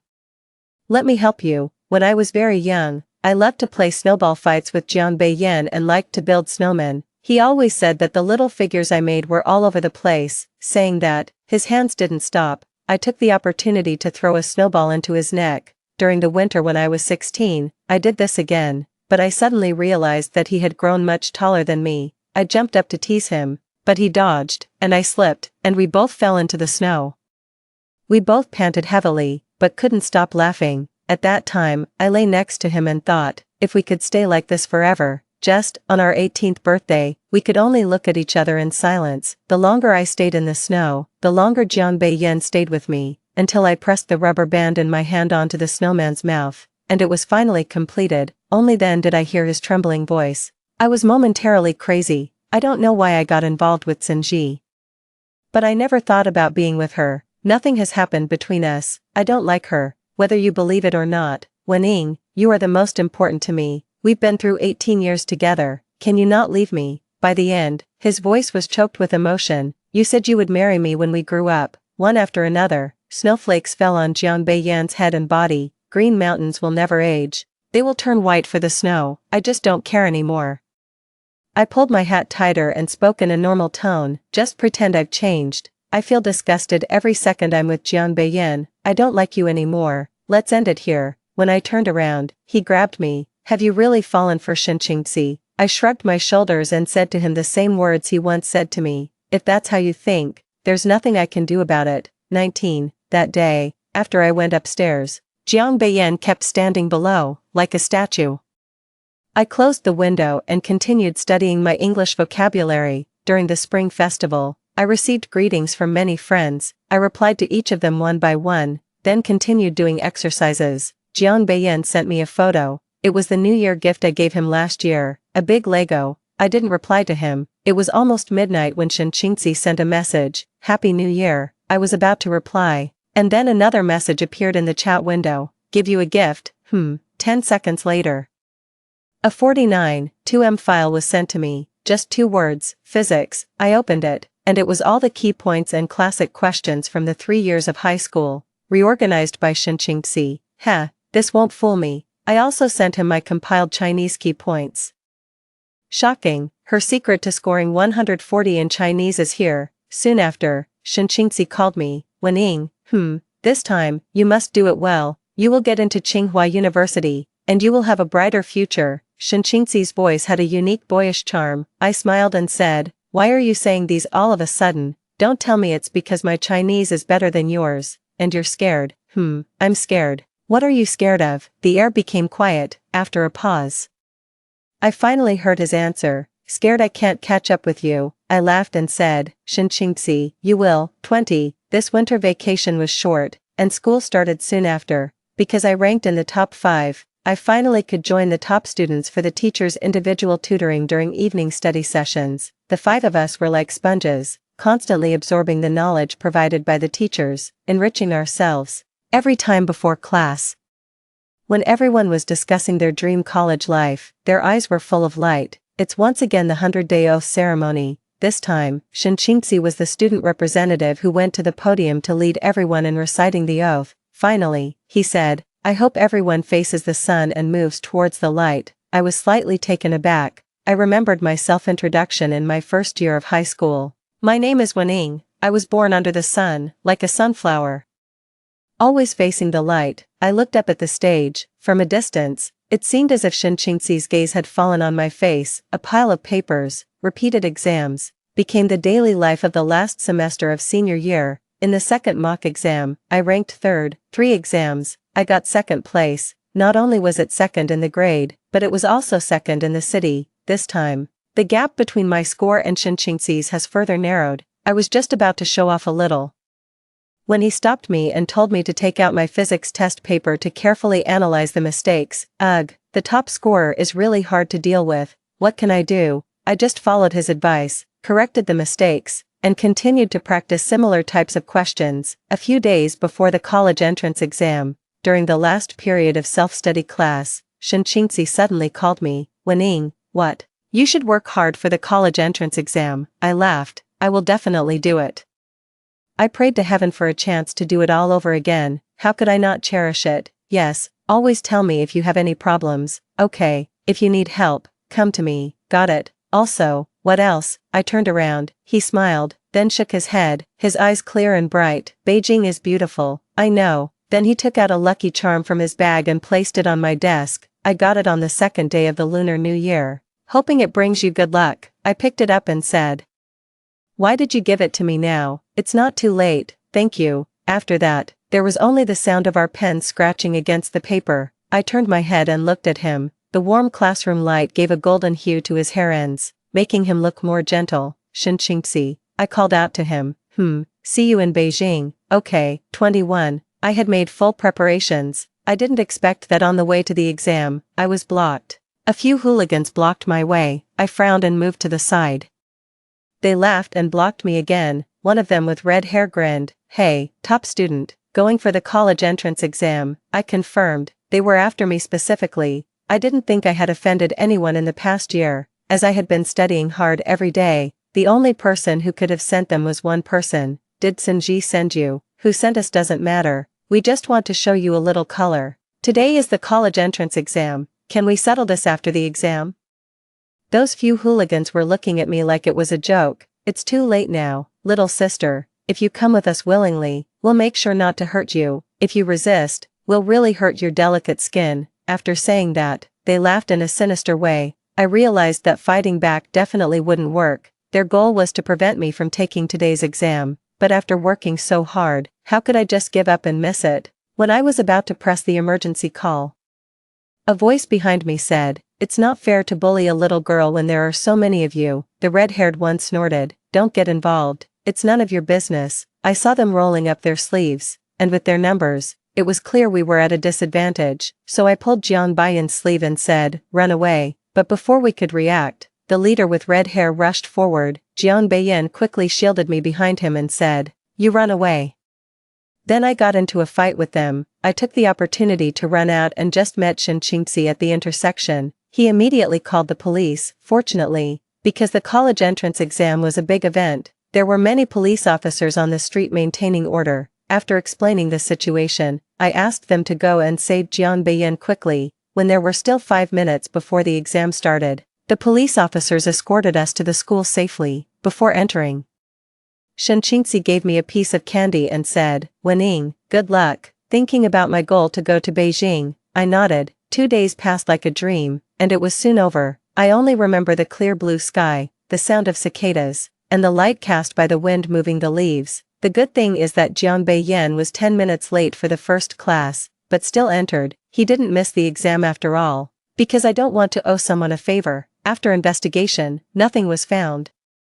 And the hooligans were judged to be causing trouble, so they were just given a verbal warning. But I know, behind the scenes, it should be Tsinji, 22. In the evening, the class organized a party. It just happened to be in the same place as Tsinji's class. I took a cup of alcohol and walked over. Then I poured it over her head. She let out a scream. I played the previous recording in front of everyone. When that "Wening, are you embarrassing yourself?" was played, her face turned pale immediately. I grabbed her chin and said, "Tsinji, you had someone block me so I couldn't take the college entrance exam. We need to have a serious talk about this." There was a flash of panic in her eyes. I was right, but she suddenly shouted, "Wening, you're crazy. If you have the guts, call the police." I really am crazy. If I could have a second chance, I wouldn't have anything left to lose or care about. I smiled at the people in her class and said, "Personal matters, let's settle them first." Then he grabbed her hand and pulled her to a secluded private room. In the middle, Jiang Baiyan came over. I looked up and said, "Move aside." Tsinji looked like she found a savior, grabbing Jiang Baiyan's sleeve and saying, "Jiang Baiyan, it's not my fault. You quickly deal with Wening, that scoundrel." "Wening," Jiang Baiyan spoke. I looked at him and said, "You want to play the knight in shining armor again." But the next sentence, he said, "This kind of thing, leave it to me. Don't dirty your hands." Then he ignored Tsinji's scream, covered her mouth, and pulled her to a place without surveillance. I didn't feel like going to the party anymore, so I sat on a chair by the side. Suddenly feel kind of meaningless. I don't know why in this life Jian Beiyan has changed like this, but everything is too late now. I touched the place where my heart is. Hate him, I think I do. Hate him for trampling on my love, making me pay the price of my own confusion with my life. Love him, maybe in the previous life I did, but all of it was burned away by that sudden big fire. I feel a severe dryness in my throat. I desperately want to drink something. A bottle of water was held out in front of me. It was Shinqingxi. For some reason, I suddenly felt a bit guilty. He must have seen what just happened. Would he think I was unjustly accusing someone? After all, we reported the incident together that day, and we both know the outcome. I looked up at him and asked, "Do you think I'm very cruel?" He shook his head and came closer to me, then sat down next to me. Under the fluorescent light, his features remained cold. "Are you feeling better?"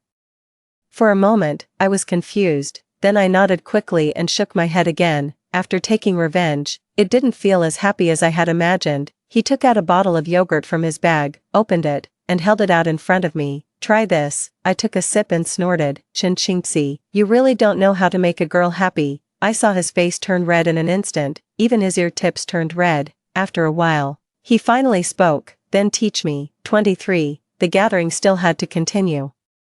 I don't know how Jian Beiyan dealt with it. Anyway, I didn't see Tsinji that night, and he became very strange after coming back. He kept looking at me, and his eyes carried some emotions I couldn't understand. It seemed as if he had suddenly grown older. Under various toasting sessions with classmates, he came to me with a wine glass in hand. A second later, a few tears fell down. He said, "I'm sorry, Wening, it's all over. Jiang Beiyan, I hope our entanglement ends here.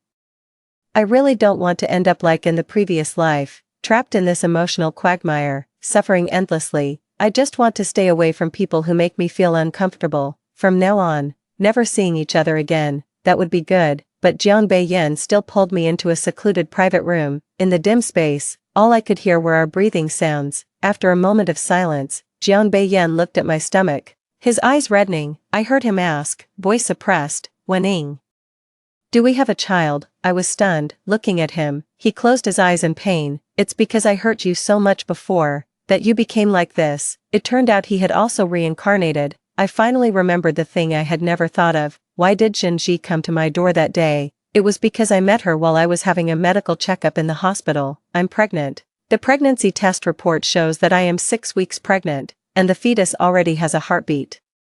Her face turned pale instantly. I was full of excitement and wanted to tell Jian Beiyan the good news after he got off work, but instead I met Shinji. "If we both get into a desperate situation, do you think you would choose who?" Like the last straw that broke the camel's back, I finally realized and decided to get a divorce. I just didn't expect a sudden fire to appear. This fire came in a strange way. Before being consumed by the fire, I waved that piece of paper, not giving up, and called out to Jian Beiyan, but he couldn't hear me, because he didn't even look back. What was my mood at that moment? It seemed I had no mood at all. Not a single tear fell from my eyes. But now, my vision instantly became blurred. I gently touched my stomach. In fact, I had never cried. I didn't cry when I was given up countless times. He didn't come to save me and my child, and I didn't cry, even when I was reborn. I didn't cry, but now, I cried, not for myself, but for the unborn baby in my belly. Jiang Beiyan tried to reach out and touch me, but I dodged. "Don't touch me, you make me feel sick." He stood there, a thin figure, as if he had suddenly become old and worn. He choked out, "Wening, I'm sorry, but Jiang Beiyan, it was a case of 1 death and 2 lives." I tightly grabbed his collar, my voice trembling. "Jiang Beiyan, I will never forgive you." "I know." He crouched on the ground, grabbing his hair. "I'm sorry. I really am sorry." Like a pitiful person who had lost their beloved, after a while, he looked up, his eyes red with blood, as if wanting to touch my hand. "I was really a jerk before, Wening, I'm sorry for you and the child." It seemed he only knew how to say "I'm sorry," but how could it possibly be okay? Whether you believe it or not, I saved her because she was closer to the exit. I had planned to take her out first and then come back for you immediately, so I didn't look back. "No, Jian Beiyan. If I was the most important to you, your eyes wouldn't have looked at anyone else." He seemed to have been struck at his weakness, trembling, looking at me with despair and pain. Finally, as if having made a decision, he said to me, Can I have one last hug? I took a few steps back and shook my head. I think there's no need for it anymore. As he was leaving, he heard his voice as if coming from afar. Wen-ing, I will give you and our child an explanation. 24, but it was too late. I don't care anymore. After the party ended, I was so drunk I was swaying, and I felt really bad. It felt like something was heavily pounding in my heart, making it hard to breathe. Shen Qingzi took my hand, his eyes full of tenderness. If you feel sad, just cry it out. Tears fell one after another, falling on his hand, falling on the ground. It spread instantly. I kept my head down, desperately trying to control myself. I thought I had already cried all my tears, but I hadn't. They still wouldn't listen to me, falling down constantly. In the summer night breeze, Shen Qingzi gently embraced me, pulling me into his arms. The pleasant scent of a young man enveloped me instantly. Wen-ing, it's over. I bit his shoulder hard, trying not to make a sound. He gently patted my back, speaking in a soft and determined tone. We will all have a better future. 25. It was the last time I saw Jiang Beiyan. It was him coming to my building to call me. I leaned out of the window.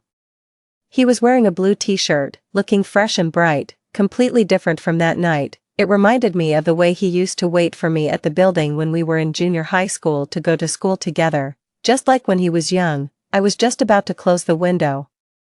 Jiang Beiyan waved at me and smiled. Wen-ing, goodbye. I didn't expect that, on this ordinary afternoon, that goodbye meant this. A sudden fire broke out in Shangya community. When the firefighters arrived, 2 people inside had no signs of life. It is reported that the 2 were this year's college entrance exam candidates. The relevant departments are currently investigating the details. That day was the day the exam results were announced. Jiang Beiyan and Sun Ji died in the fire. When I went to Jiang Beiyan's funeral, his parents handed me a box. I opened it, and there was a photo inside. It was a photo of me and Jiang Beiyan from our middle school graduation. I was smiling happily, while he had an ugly expression. On the back, there was a line of text, which I had written. Wen-ing, I will be like a sunflower, your little son, Jiang Beiyan. And there was also a black hair tie, which I left on the snowman that night, as well as a letter from Jiang Beiyan to me. Wen-ing, I'm sorry, I'm a bastard. I don't know that I treated you so badly in my past life. I really want to kill myself. I actually don't dislike you. On the contrary, I love you. I just sometimes can't tell if it's love or habit. When Sun Ji appeared, her personality was different from yours. I thought I liked her, but I didn't want to lose you. I admit I'm a scumbag, thinking back to the things I did to you before. I want to go back and beat that Jiang Beiyan up. That day, Shen Qingzi asked me, what can I bring you, make you happy, make you better? I didn't have anything. I only made you more manic. He said, if I want you to be happy, I should clear all obstacles in your way. I didn't know that he did just as much as me. He even had people beat up Sun Ji, and warned her not to come looking for you. I didn't know any of this. It seems that the person who looked so cold, who only focused on studying, also had such a cruel look in his eyes. I thought this time you were because of Sun Ji, so I had already kept away from her early, hoping to gain your attention again, but you only showed me coldness, and my heart was more painful than being cut by a knife. Until that party, I remembered everything, and I knew that we really got married in our past life. If 18-year-old Jiang Beiyan knew, he would be very happy, but you died in that fire, because of me. In the previous life, that fire was Sun Ji's doing.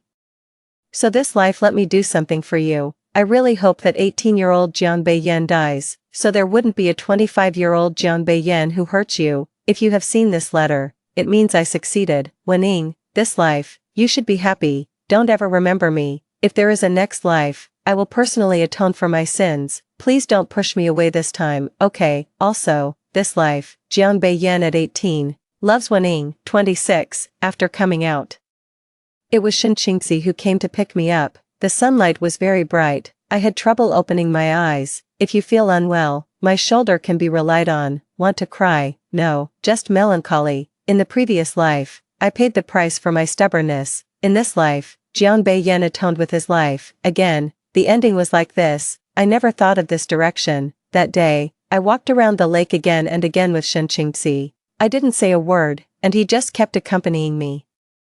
Until the stars shone brightly, his eyes remained bright. The start of the school term was approaching, and I and Shen Qingzi took the same flight. On the plane, I asked him, Shen Qingzi, why did you apply to Tsinghua? Because you wanted to. Why do you like sunflowers? I remember on the first day of school, a classmate introduced herself. She said, "My name is Wen Ying. Ying means welcoming the sunrise. I am like a sunflower, always facing the light." Shen Qingzi. You've been secretly in love with me since freshman year, right? Yes. So, would you give me a chance to become a regular employee? A long time later, I found out. It turned out that my connection with Shen Qingzi had already existed in the previous life. It's like a cycle. This life, Shen Qingzi chose to take the Tsinghua University entrance exam because I said I wanted to, while in the previous life, Shen Qingzi took the Tsinghua University entrance exam because I, in this life, wanted to go there. I smiled and took his hand. Then, look forward to the future. End of main text. Shen Qingzi's side story. What are you going to exchange? I use my soul. He left decisively, not even giving me a glance. I know. So I hope I can have another life. If I have another life, can you guarantee that Wen Ying won't make the same mistakes again? I don't know. I just hope that she can live a good life again, even if it means sacrificing my life. If the result is still the same, will you regret it? No, I will never regret it. The day we were reborn, when Jiang Beiyan proposed to her, she crossed the crowd and came to me. I think, Shen Qingzi, no matter what the outcome is, you are worth it. Story 2. On the night of the graduation dinner, I sent the drunk school babe to the school bully's room. My childhood friend, however, mistook me for the school babe. It was a chaotic night. Everyone said that I deliberately broke up him and the school babe, so much so that after marriage, no matter what I did, I couldn't warm my childhood friend's heart, until I accidentally heard him talking on the phone on the street. As long as he can be happy, I'm willing to hold back Nianchu for a lifetime. Otherwise, who would want to marry a bookworm home? Doesn't she want a child? I'll give her one. The harsh sound of a car horn behind interrupted his words. My childhood friend subconsciously turned his head and saw me at the corner. Instantly, he ran towards me in a panic, trying to push me away. The next moment, we were both hit and sent flying by a car. When I opened my eyes again, I had returned to the day of the graduation dinner. This time, I decided to fulfill his relationship with the school babe. Only my childhood friend, Shen Xinian, knew that I liked the school bully, Yao Yi, on the night of the university graduation dinner. Song Yi asked me to take her to rest. I didn't know that it was the school bully's room. Moreover, the school babe had an excellent acting skill. As soon as she was out of everyone's sight, she became sober in an instant. Even when she looked at me, there was mockery in her eyes. In my previous life, I couldn't understand these things. After all, I was the scheming and vicious bookworm in everyone's mouth. It was not until I heard Shen Xinyan's phone call before I died in my previous life that I finally woke up completely. So it turned out that he could sacrifice his whole life for Song Yi. I was so stupid to believe that the love he said when he proposed to me was real. Before I died, Shen Xinyan and I fell in a pool of blood together. When the speeding car crashed into us, he desperately protected me in his arms and used his back to resist the impact for me. However, at such a time, doing anything was of no avail. The violent impact directly sent me flying more than 10 meters away. Before my consciousness dissipated, I vaguely saw, not far away, Shen Xinian, stubbornly covered in blood. Even though his whole body was shaking with pain, he still tried his best to crawl towards me. The wounds on his 10 fingers were so deep that the bones could be seen, and his voice was shaking terribly. Xiaochu, don't scare me, wake up and listen to my explanation. I was wrong, Xiaochu. Shen Xinyan's heart-broken voice made me want to vomit, and immediately a large mouthful of blood gushed out of my mouth. At the last moment of my life, I finally fought once. I used all my strength to move my fingers, avoiding Shen Xinyan's hand that was desperately reaching out to interlock fingers with mine. It was too late to admit mistakes now. Choo-choo. What do you mean it's too late? You haven't drunk much either. Come on, have some more.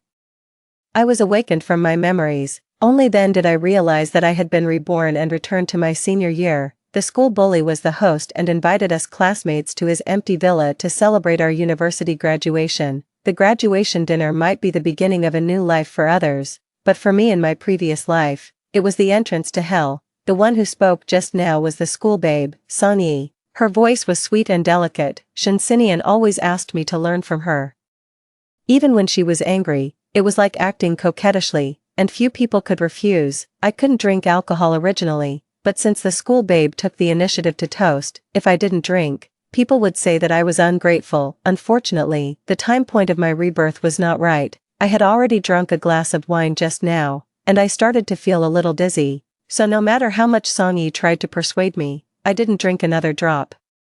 I just held my glasses and pretended to be drunk. After all, I still had something to do later and couldn't really get drunk. Seeing this, Songyi's eyes rolled. She picked up her wine glass and said to the others at the table, "The top student won't drink. Then I'll drink the rest for her." I lowered my head and sneered. She was clearly drinking the wine in her own glass, but she said she was drinking for me. In my previous life, how could I have her scheming? She really talked a good game.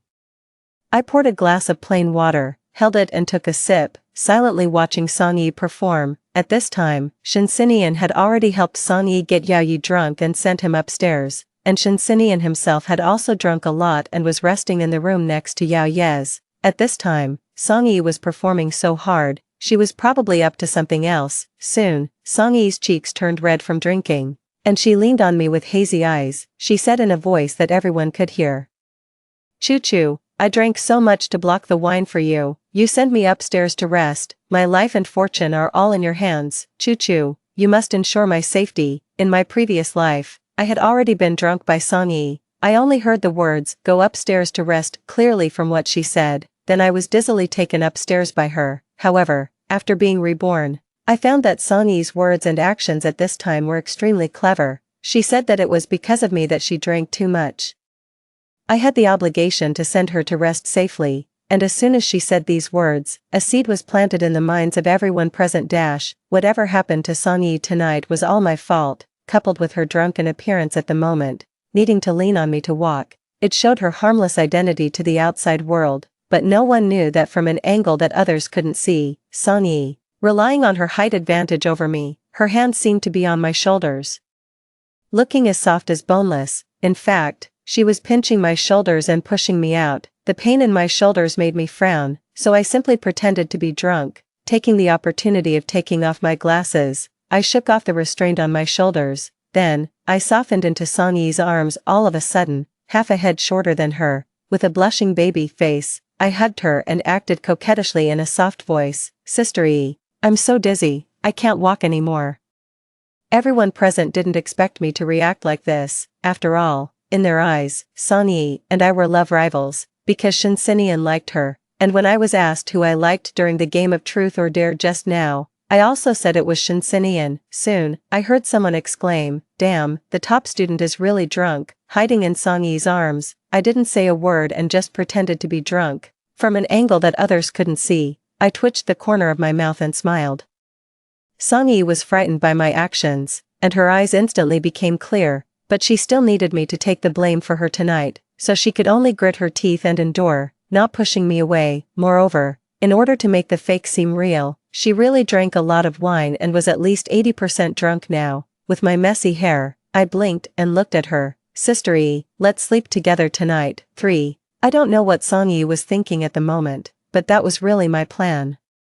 Only by staying with me tonight could Songyi prevent the chaos from happening. Moreover, I had lived 10 more years than Songyi at this time. In my eyes, she was a misguided younger sister. Perhaps she had experienced something in college that made her eager to find a rich boyfriend now. But the little girl, for the sake of face, designed me. She wanted everyone to think that I was jealous that Shinxinian liked her, so I deliberately sent the drunker to the school bully's room. In my previous life, her plan was very successful. The day after the dinner, I became a synonym for viciousness. Everyone said that I had hurt her, and everyone cursed me when they mentioned me. Gradually, I also thought that it was all my fault for drinking too much and sending her to the wrong room. It was me who caused her to disappear for 10 years, and it was also me who caused Shinxinian to lose his beloved. So I started to try every means to atone for my sins, since I couldn't find Songyi. I gave all my repentance to Shinxinian. I started to learn to love him, wanting to warm his heart with my sincerity, just hoping that he would stop hating me. After all, I was adopted by the Shin family since I was a child, and I couldn't repay the kindness of more than 10 years of raising. But in the end, the one who was deceived the most was me. Shinxinian could actually sacrifice his whole life for Songyi, using marriage to hold me back, not allowing me the slightest chance to destroy Songyi's happiness. Actually, on the day of the car accident, I went to find Shinxinian. I originally wanted to tell him the whereabouts of Songyi. It was also on this day that I learned from Yao Yi where Song Yi had been for the past 10 years. I wanted him to see Song Yi's true face, let him stop feeling guilty about why he got drunk and didn't protect Song Yi well on the day of the dinner, but before I could say anything, we were hit and killed. I was very grateful to God for giving me the chance to be reborn. Just now at the dinner table, I had been thinking, what should I do to repay God's gift? I had thought about taking revenge on Song Yi severely, making her taste what it was like to be ruined. But when I looked at the girl in front of me like a flower, I couldn't bear it. So when Song Yi asked me to send her to rest, I asked her in public if she wanted to sleep together. If she chose to be with me tonight and no longer do wrong things, then I would let go of what happened in my previous life. After all, there were 2 time spaces apart. There was no reason for me to take revenge on her in this time space for what she did to me in the other time space. But if she insisted on being stupid, I would also respect her choice. Everyone had to be responsible for their own choices. So, when Song Yi pushed me and stopped between the 2 doors, I asked her a second time, decide for yourself. Do you want to sleep here tonight or go to another room with me? At this time, the effect of the alcohol on Song Yi came up, and her eyes were hazy when she looked at me, but when she heard my question, she still shook her head vigorously, trying to stay awake. Let me think. I can't remember, Song Yi said as she knocked on her head a few times. Seeing this, I directly asked her who she chose. On the left is, I wanted to tell her that on the left was Yao Yi, on the right was Shen Xinian, and I was beside her. However, before I could finish my words, I was interrupted by Song Yi. I forgot who I drugged. This sentence was like a thunderbolt exploding in my ear, making me stunned. At this moment, when I looked at Song Yi again, I just felt that she was like something rotten. The blooming flower had rotted from the root. In order to achieve her goal, she would actually use such a despicable means. I started to think about whether I had been drugged. Subconsciously, I took a step back and distanced myself from her. I asked her again, but got the same answer. She said, anyone is fine, just pick one. I took a deep breath and closed my eyes, deciding to let go of my savior complex and respect her fate. So I coldly watched her enter Shen Xinyan's room by herself. Then I turned around and pushed open the door of the next room. Song Yi couldn't remember who she drugged, but I had the memories of my previous life. As soon as she said it, I knew who had been drugged. Tonight, I'll still come to save this poor little school bully. As soon as I opened the door, I was shivered by the cold air. The room was frighteningly messy, with water stains everywhere. Following the sound of water, I looked over.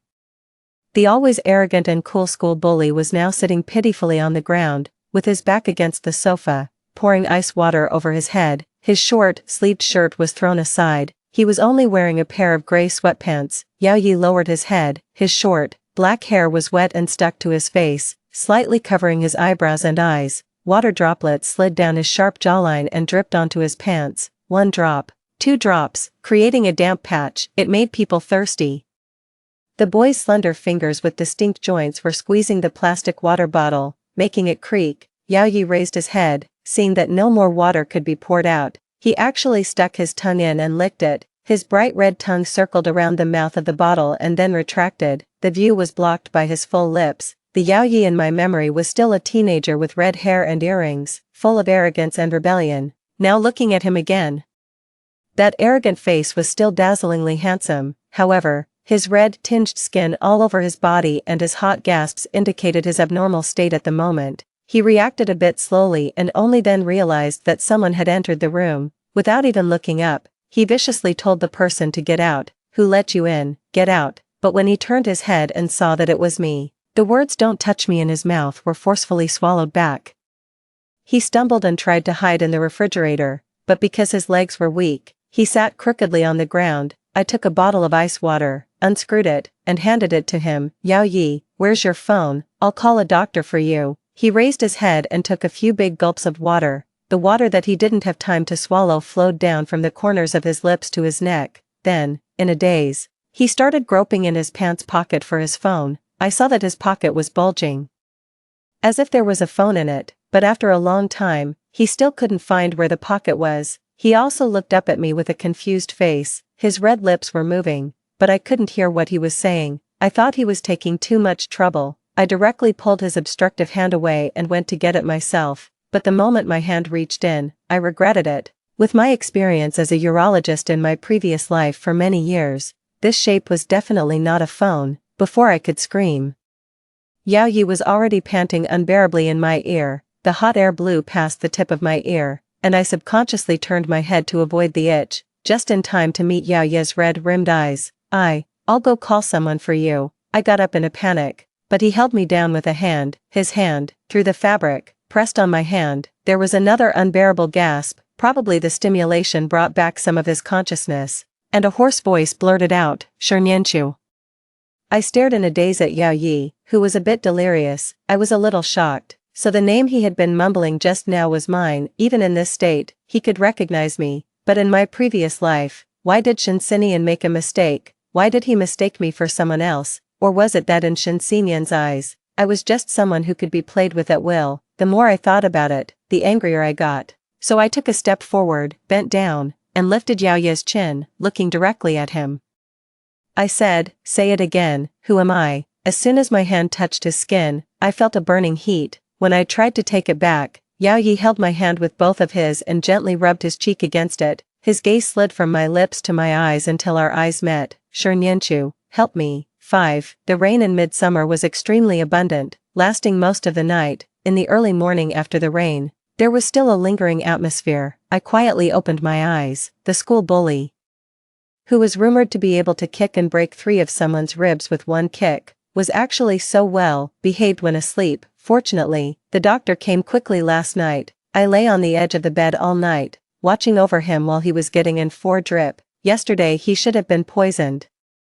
The result will be known when the blood test report comes out later. Now it's just dawn outside. I stretched my body greatly, pretending not to see the crazily trembling eyelashes of Yao Yi. I turned around and went out, to rest in the room arranged last night. Yesterday I said I would sleep with Song Yi, and the classmates specially gave us a big bedroom. Now the others in the villa haven't woken up yet, and it's quiet everywhere. I, who hadn't slept all night, lay down on the soft big bed and quickly fell asleep. It was not until late in the morning that I was woken up by the monitor's flustered voice. "Choo-choo, wake up quickly, Song Yi is missing." Several girls were gathered around the bed, some worried, some looking forward to the show. "Song Yi is really restless. Why did Choo-choo fall asleep as soon as she got drunk? She, on the other hand, doesn't know whose bed she's on now." This person was quite sensible.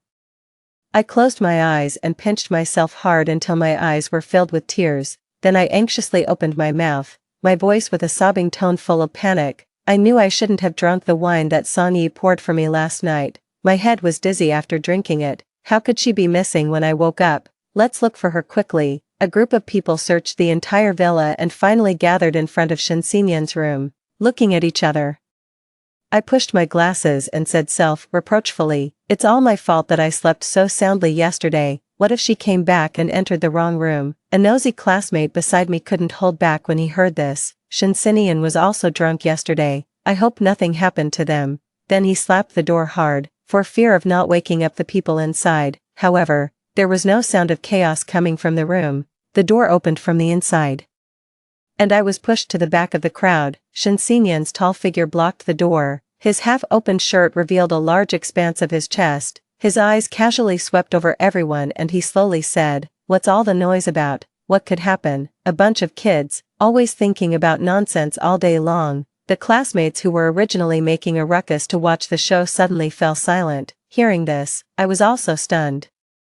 This tone was extremely similar to Shinsinyan in my previous life. Could it be that he had also been reborn? "Brother Shin, you're really different after getting laid. You don't even look down on us virgins anymore." Someone teased Shinsinyan. I also looked up to see Shinsinyan's reaction and unexpectedly met his gaze. Shinsinyan's hand that was tidying his shirt paused. At this time, I could clearly see the marks on Shinsinyan's body, under the half-open shirt, on his collarbone and chest. They were full of glaring scratch marks. Anyone with eyes could tell how intense they were last night. Before I could say anything, Shinsinyan spoke first, excitedly questioning me. "Shernyanchu, where were you last night? Why was he lying on my bed? Where were you?" Shinsinyan and I had been together day and night for more than 10 years, and he always called me by my name directly, but for Song Yi, it was an affectionate address that came out of his mouth immediately. Sure enough, Shinsinyan's confession before I died in my previous life was all fake. I frowned and looked at Shinsinyan disappointedly. As soon as he said these words, he convicted me. The classmates also looked at me accordingly. Even after being reborn once, he still believed that it was the 18-year-old me who deliberately framed Song Yi. At this moment, I almost once again experienced the despair of being slandered in my previous life. My whole body began to tremble slightly.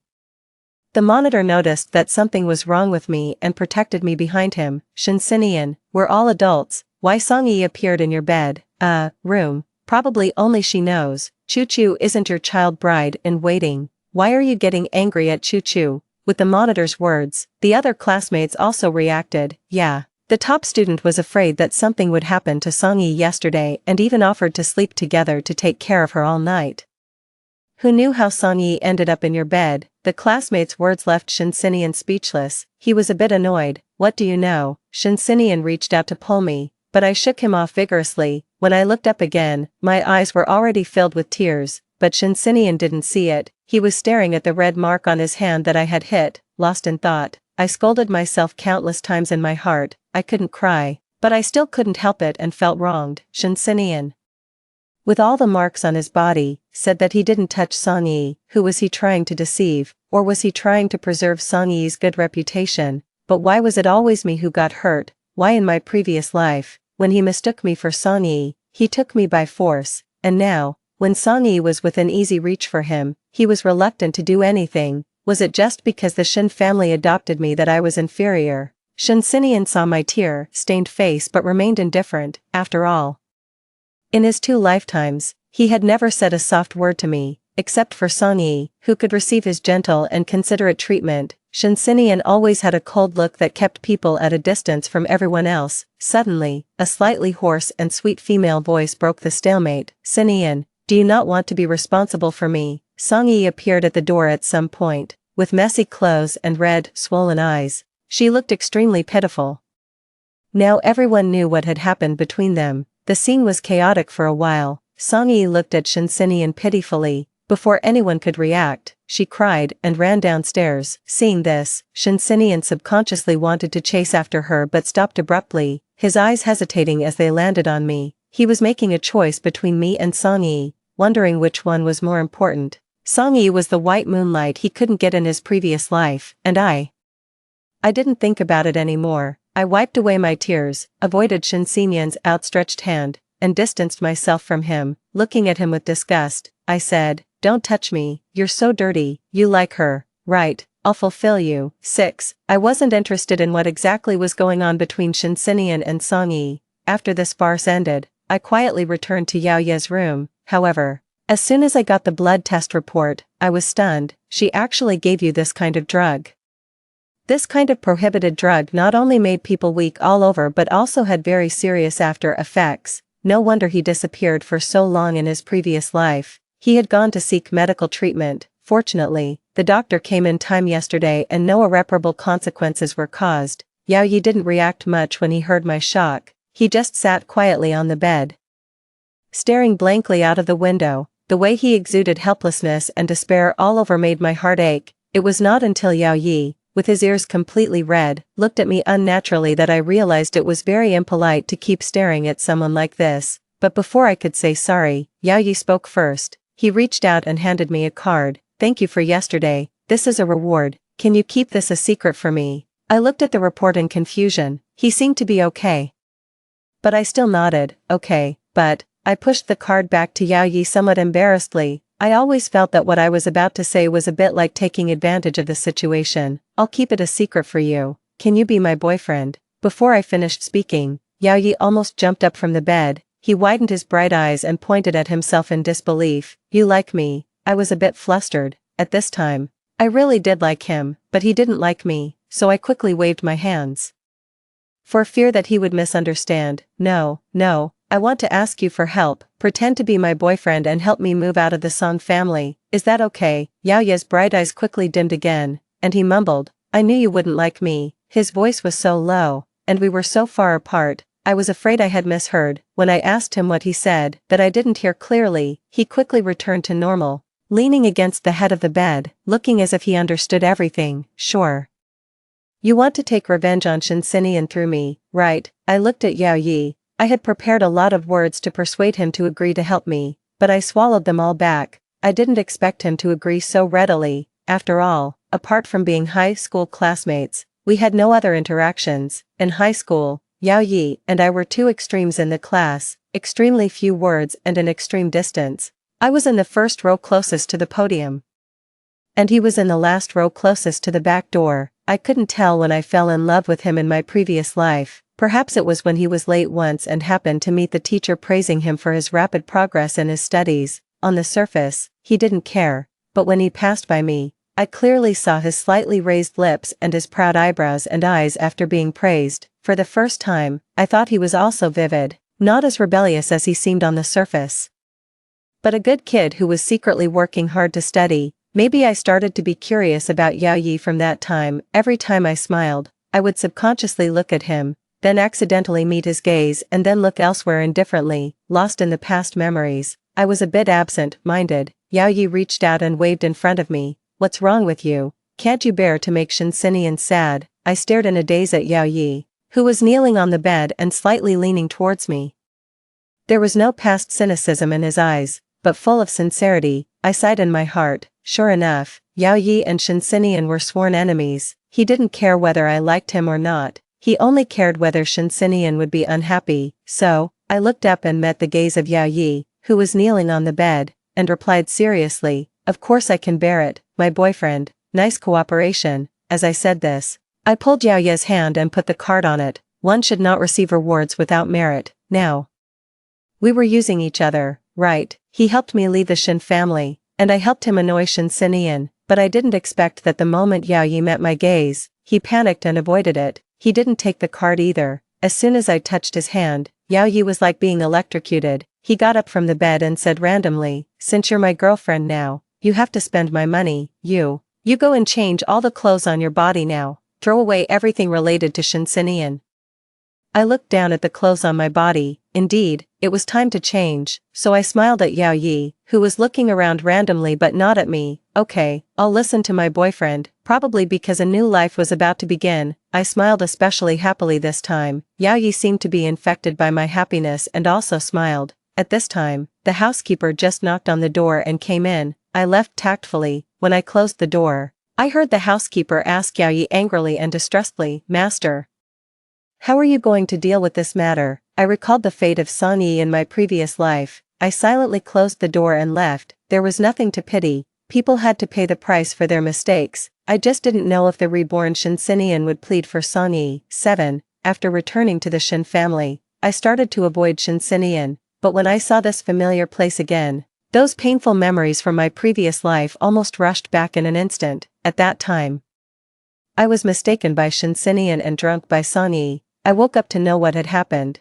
but because the person who made the mistake was Shinshinian, I couldn't openly say that I was soiled. I could only scrub myself over and over again in the bathroom, until my whole body was covered with bloodshot marks. I still felt that I wasn't clean, but I had no one to confide in and could only accept it silently. Everyone in the Shin family thought that I should marry Shinshinian.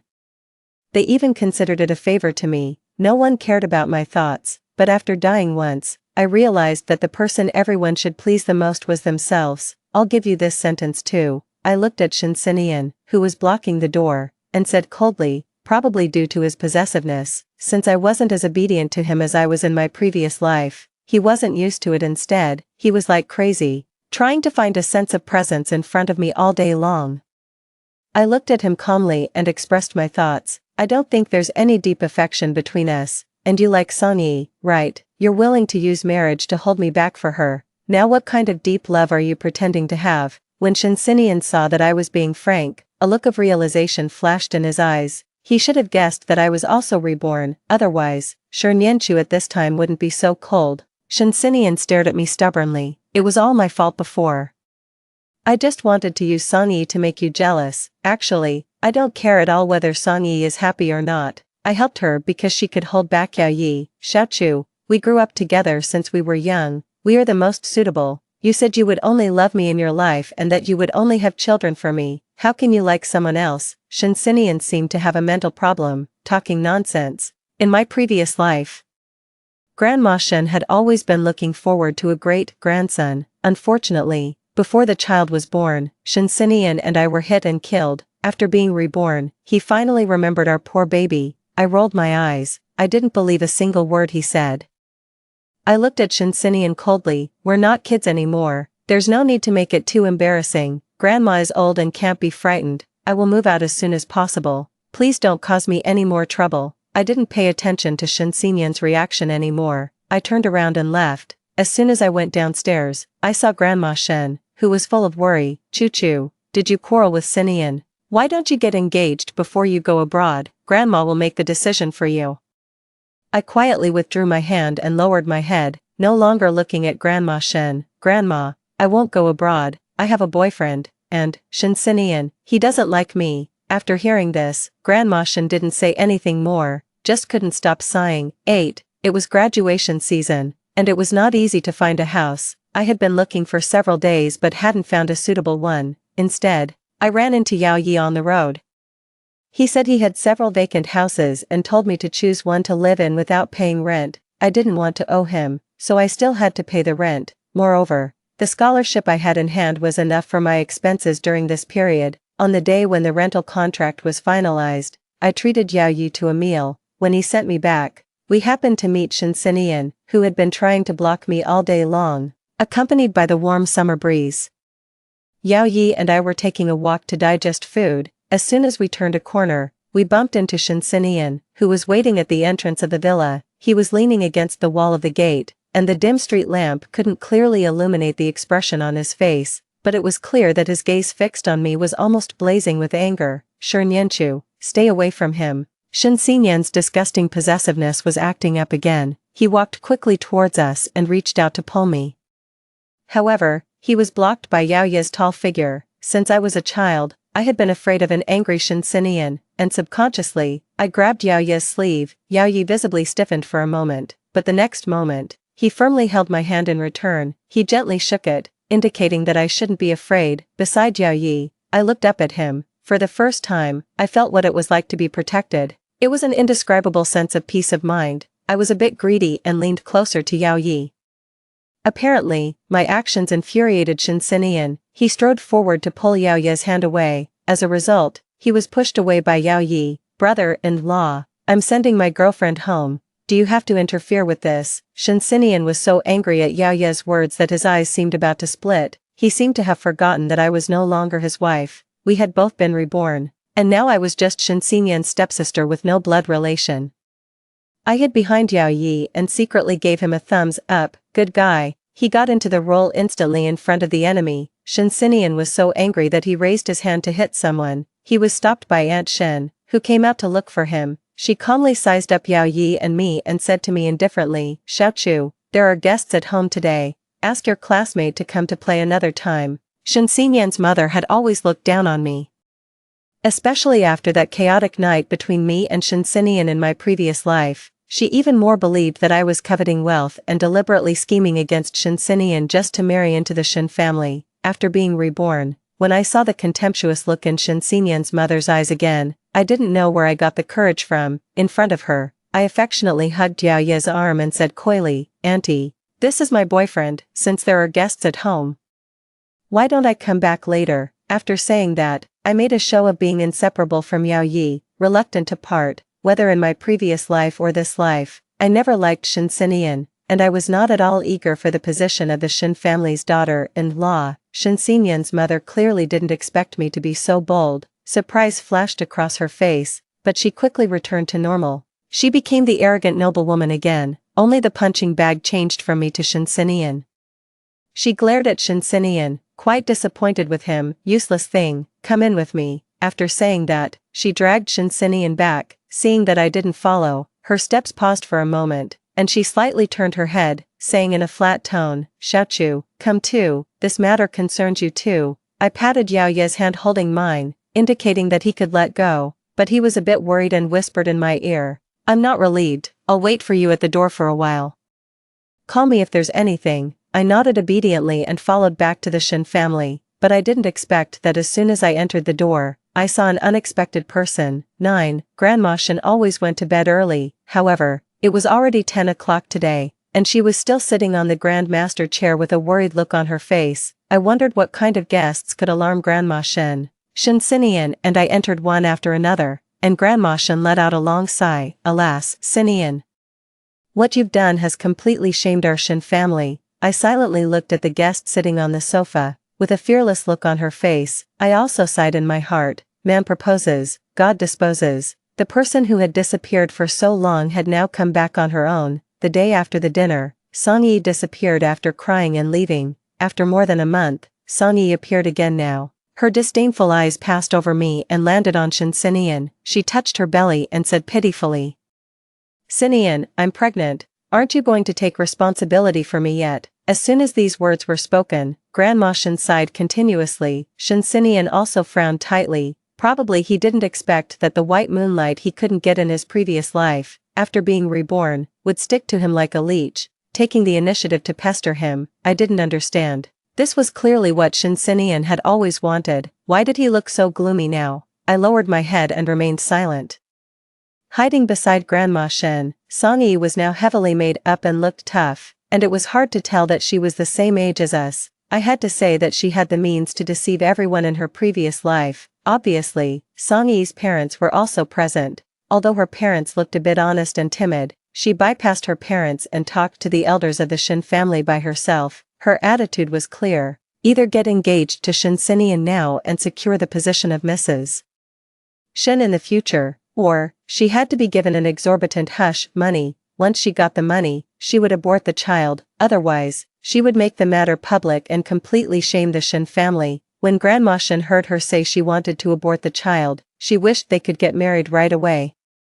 But when she saw me standing beside her, Grandma Shin hesitated again. At this time, Shin Sinian's mother couldn't sit still. In my previous life, she had never liked me no matter what.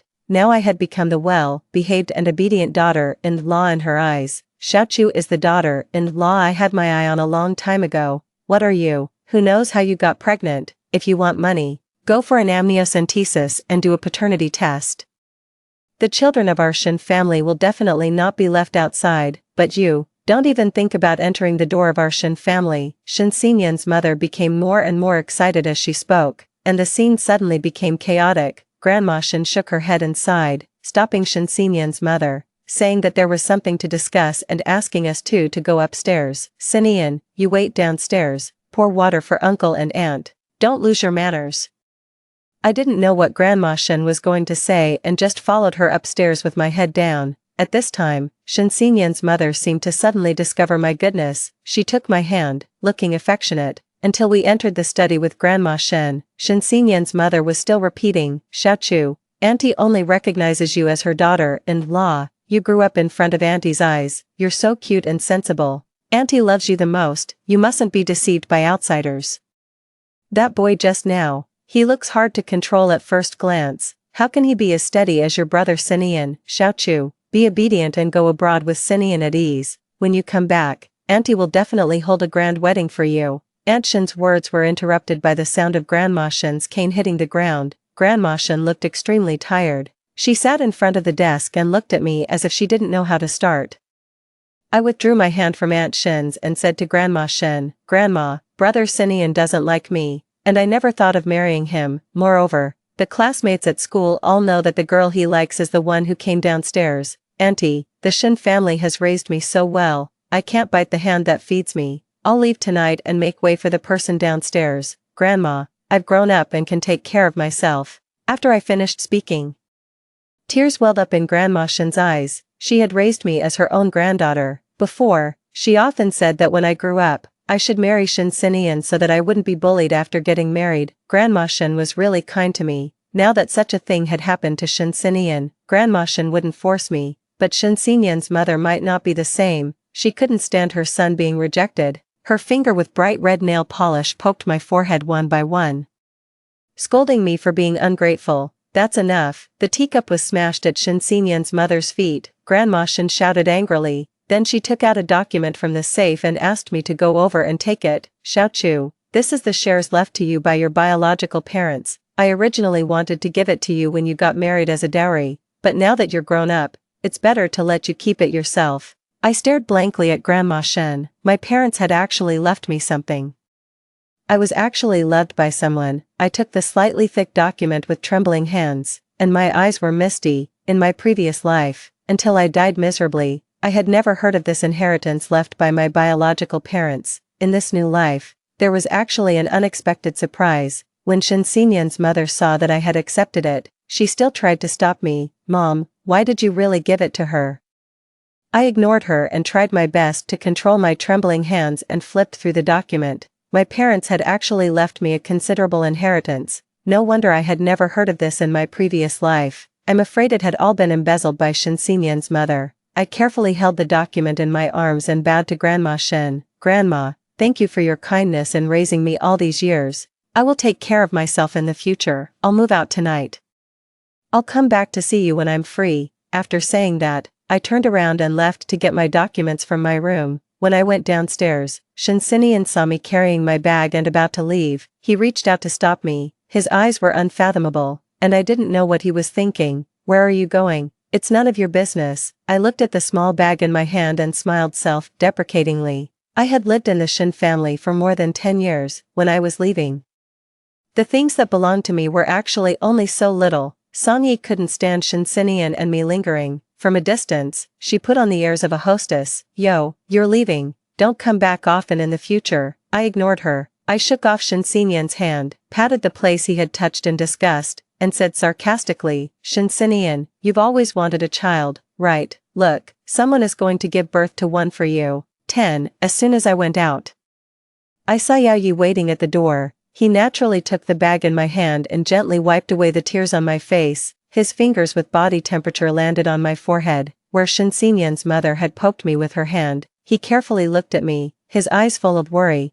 "Are you okay?" I gave him a big smile in return. "Yao Yi, I'm free." At this moment, I truly felt that my future life was bright. "Thank you, Yao Yi. You don't have to pretend to be my boyfriend anymore. From now on, you're my landlord." "May I ask, landlord, can I move in tonight?" As I spoke, I walked forward happily, not noticing Yao Yi's gradually slowing pace at all. It was not until the boy's slightly disappointed voice came from behind that I noticed Yao Yi had stopped there. "Ah, you're welcome. But I don't want to break up." I didn't quite understand. This wasn't really a breakup, was it? We hadn't really dated in the first place.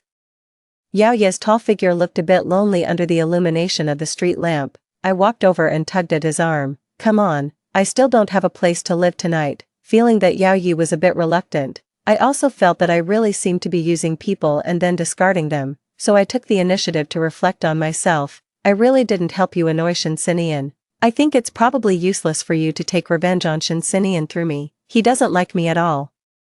My voice got smaller and smaller as I spoke. The remaining half sentence that I didn't say was, "And you don't like me either. It's better to end it as soon as possible." Before I could finish speaking, Yao Yi blurted out a sentence. "He likes you. I also." Yao Yi suddenly stopped speaking halfway through, which was really tantalizing. "What did you say?" I didn't hear clearly. At this time, Yao Yi suddenly quickened his pace and walked in front of me. Then he slowly said, I also think you're right. Shinsenyan doesn't deserve you." I trotted a few steps to catch up with him. "As a reward, sometime later, I'll show you a big show. It will definitely satisfy you. If Shinsenyan can have an easy time, my surname will be yours." Yao Yi stopped, turned around to look at me, and said word by word, "Okay, I'll listen to you." The seriousness in Yao Yi's eyes made me a bit scared. It seemed that he was especially looking forward to that day. 11. Fortunately, someone was looking forward to that day more than me. Song-yi's pregnancy couldn't wait. Grandma Shin directly set the wedding date. However, on the wedding day, Shinsenyan actually fled the wedding. No one knew where he had gone. Song-yi in the backstage of the wedding was so angry that she smashed the dressing room. But no matter how angry she was, she had to endure it. She had planned so much just to find a good background for the child in her womb. That's why on the night of the dinner, she said that either Yao Yi or Shinsenyan would do. In her previous life, during the 10 years when Song-yi disappeared, she didn't marry Yao Yi smoothly as the rumors said. Instead, she was sentenced to 10 years in prison for poisoning Yao Yi and extortion. Originally, since Song-yi was pregnant, she could have received a lighter sentence. But she drank too much wine on the night of the dinner and didn't pay attention at all during her pregnancy. This led to the deformity of the fetus, and she had a miscarriage early. Thinking about it now, it was probably during this period of time. At the wedding scene, the groom didn't show up. and it was in a noisy mess. Shin Xinyan's mother was as anxious as an ant on a hot pan. Song Yi, on the other hand, was comforting her while covering her stomach. However, they couldn't get in touch with Shin Xinyan no matter what. Yao Yi and I looked at each other and smiled. Quietly waiting for Shin Xinyan to appear, Shin Xinyan was extremely conceited, and he would definitely come back. Song Yi had calculated him and played him for a fool. I'm afraid Shin Xinyan even had the thought of killing her. He regarded such a person as his white moonlight. He probably regretted it to the core. The stage was all set up, and it was really a pity that the male protagonist wasn't there. At this moment, I received a message.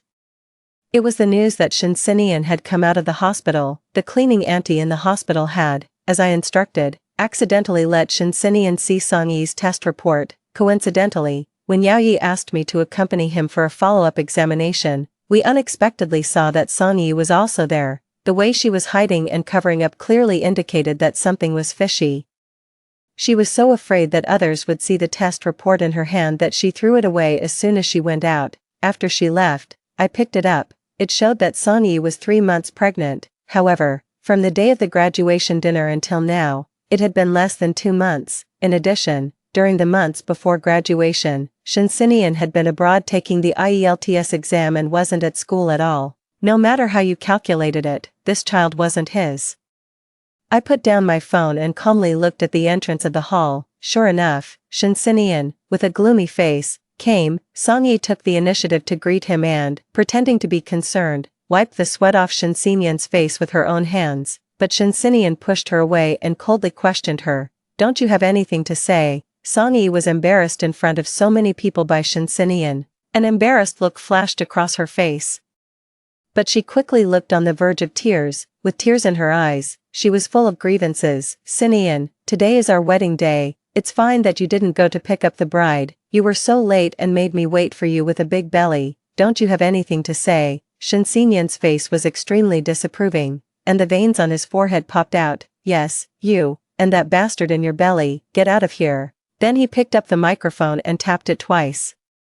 Song Yi sensed something was wrong and desperately tried to snatch the microphone from Shin Xinyan. As a result, she was pushed away violently by Shin Xinyan and crashed into the pillar of the hall. Without even looking at her, Shin Xinyan directly announced in public, "The wedding is cancelled." Song Yi sat alone on the ground, and it took her a long time to come to her senses. Regardless of her dizziness, as soon as she stood up, she started tugging at Shin Xinyan.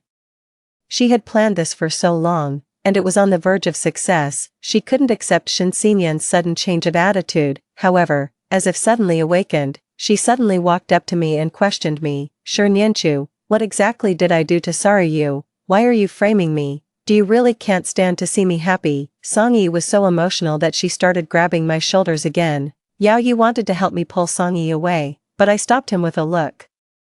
Shin Xinyan also came over and pulled her. Song Yi didn't dare to say anything to Shin Xinyan, so she took out all her anger on me. "I even blocked the wine for you back then. You can't break me and Xinyan apart." Before she could finish speaking, I waved her arm away. I raised my hand to slap her. Song Yi instinctively tried to dodge, and then I remembered not to hit a pregnant woman, so I turned my head and slapped Shin Xinyan twice.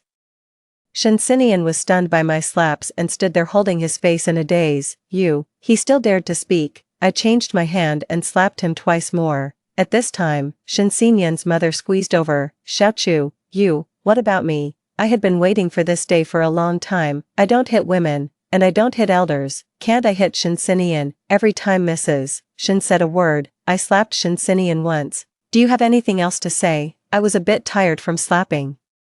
While these people hadn't reacted yet, I subtly took a step back and retreated to a safe distance. Soon, the whole scene was in chaos. Song Yi unfortunately had a miscarriage during the argument with Shin Xinyan, and Shin Xinyan was taken away by the police. Shin Xinyan was also involved in the incident of Yao Yi being drugged. This wedding finally ended in absurdity. The next moment, we were both hit and sent flying by a car. I heard that before she fully recovered.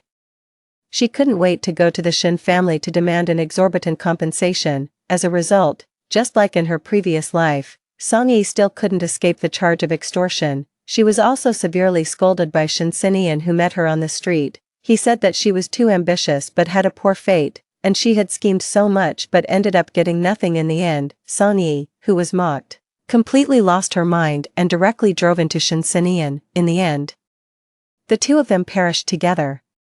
After I found out, I couldn't help but sigh. Shinsinian had lived 2 lifetimes but still couldn't escape the ending of being hit and killed. Perhaps this was his fate, everything was his own choice, and no matter what the consequences were, he had to bear them himself.